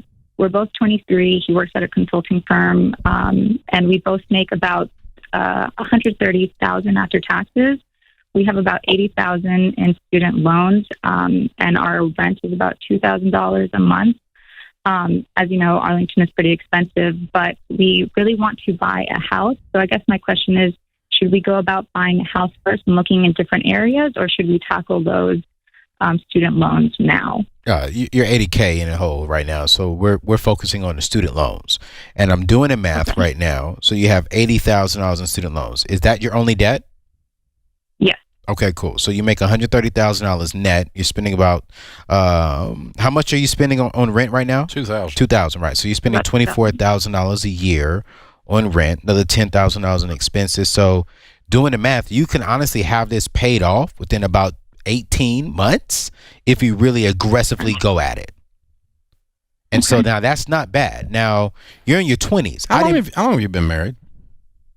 In December, it's going to be our 1-year anniversary. Okay. Yeah. And so that's the route I'm going. And I want to say this as a young person. I didn't purchase my first house until I was, maybe 32, Dave? 32? And I had the capabilities, financial capabilities to do it at about 28. But I said I wanted to do it right. And when I walked into my house, it was in a peaceful way. And I was not wasting any money in my 20s renting because I wasn't ready to purchase a home. Margarita, when I first got married, the first property that we rented, which is where you're living right now, we rented way too expensive. Arlington is expensive, but you rented too expensive a place for a newlywed couple. Okay. Yeah, you got a nice place. Yeah, $2,000. I mean, you really do. And so if I were you, I would move down in property so that I'm paying less for my patients, and I would be debt-free in 18 to 24 months living on a beans and rice and beans budget where your broke friends are making fun of you. Because if you try to keep up with the Joneses in D.C., you're going to be broke your whole life. True. Because the Joneses in D.C. are nuts. So you just, they're nuts. It's a whole, it's L.A. L.A. and D.C., the biggest put on the dog world there is. That's true. So you just got to say, we are 23 years old. We're going to take 2 years and get out of debt and build an emergency fund, and we're going to live in a less than ideal place for less than $2,000, and we're going to pile up a big pile of cash, and then when we buy a house at 26, we're going to put down a huge down payment, and we're going to be in a whole different place than those YOLO friends of ours who are making fun of us. Yeah. Because, YOLO is the new way of saying, thank God it's Friday, oh God it's Monday. Right. Spend everything we make, have no money. Right. You make good money. You're in an expensive area, but this is very, very doable. It is very unwise to buy a home where you have to buy an extra bedroom for Sally Mae. It's a really good idea to give her eviction notice while you're still a renter. Yeah. You're debt-free, you have an emergency fund, you move in with a good, strong down payment, and then you can quote Anthony, when I walked into the house, there was a sense of peace. But if you move into a house with an $80,000 student loan and you're 24 years old you're nervous. and you've been married a year, year and a half at that point, 2 years, and you're broke, but you make $130,000 a year. What are you, freaking Congress? Yeah. You spend everything you make just to look like you're not broke. And you're, I'll tell you what will happen. Sally Mae will move in the bedroom, and 3 weeks later, the heat and air will go out on this new place. Yeah. And you'll find out the difference between renting and owning then is you get to do the repairs. You know what, Dave? I get a lot of pushback from people who say, you know what, I'm wasting money by renting, and I'm wasting money by paying off my student loans. Wasting money by paying off student loans? Yes, because they're like, well, hey. Elizabeth Warren's going to pay them? It goes back to the government. Like, why pay them if they're going to be forgiven? And if they're not required to be paid right now, why pay them? Because they're not going to be forgiven, and you're going to be saddled with them the rest of your life, and they're the major impediment between you and building wealth. There you go, Dave. That's the bottom line. I didn't tee you up for the that. problem with believing a fantasy is it'll screw up your finances. Yes, sir. And when you believe D.C. is going to solve your problem, you have a huge problem. If you believe politicians of either party are going to solve your problem, then you have just condemned yourself to a life of mediocrity. Right. Because I've been sitting around waiting for people to send me money out of D.C. for 60 years. I still hadn't got any. Me neither. All I've ever seen is they take money. Yeah. They don't give money. They're a tick on my butt. Yeah. They're a parasite. But so, then, unbelievable. Then on the flip side, Dave, a lot of people think, especially I'm seeing this younger generation wanting to jump into purchasing a home, but they're not in a position and ready to purchase a home. So the home becomes a curse instead of a blessing. There you go, Dave. I was just about to say that. I stole it. I stole your line. Goodness gracious, Dave. Stole I was your just line, about man. to say that. Your dream becomes a nightmare. Here's the thing. My generation, I mean, we've been married 38 years. Yeah. Was the first generation, maybe my parents, a little bit of that generation, was the first generation to buy a home within 5 years of marriage. Wow. Up until about 1960, newlyweds did not consider buying a home, and no one in the culture told them it was wise to buy a home. They all said, "You just got married, doofus. Shut up and save money." Wow. It's going to, it was normally you were 30 years old and you'd been married 5 or 10 years before you could put together enough cash to buy a home. But enter FHA loans with 3% down. Yes. Enter VA loans with 0% down. Yep. And enter this idea that home ownership is always grand, and it's not. Sometimes it's 50 grand. It sure is. And it doesn't. It'll break your butt when you buy a house and you're broke. It's a problem. That's it, Dave. Anthony, good show. Hey, thank you, Dave, for having me on. James Childs, producer. Great job. Kelly Daniel, associate producer and phone screener. I'm Dave Ramsey, your host. We'll be back with you before you know it. In the meantime, remember, there's ultimately only one way to financial peace, and that's to walk daily with the Prince of Peace, Christ Jesus.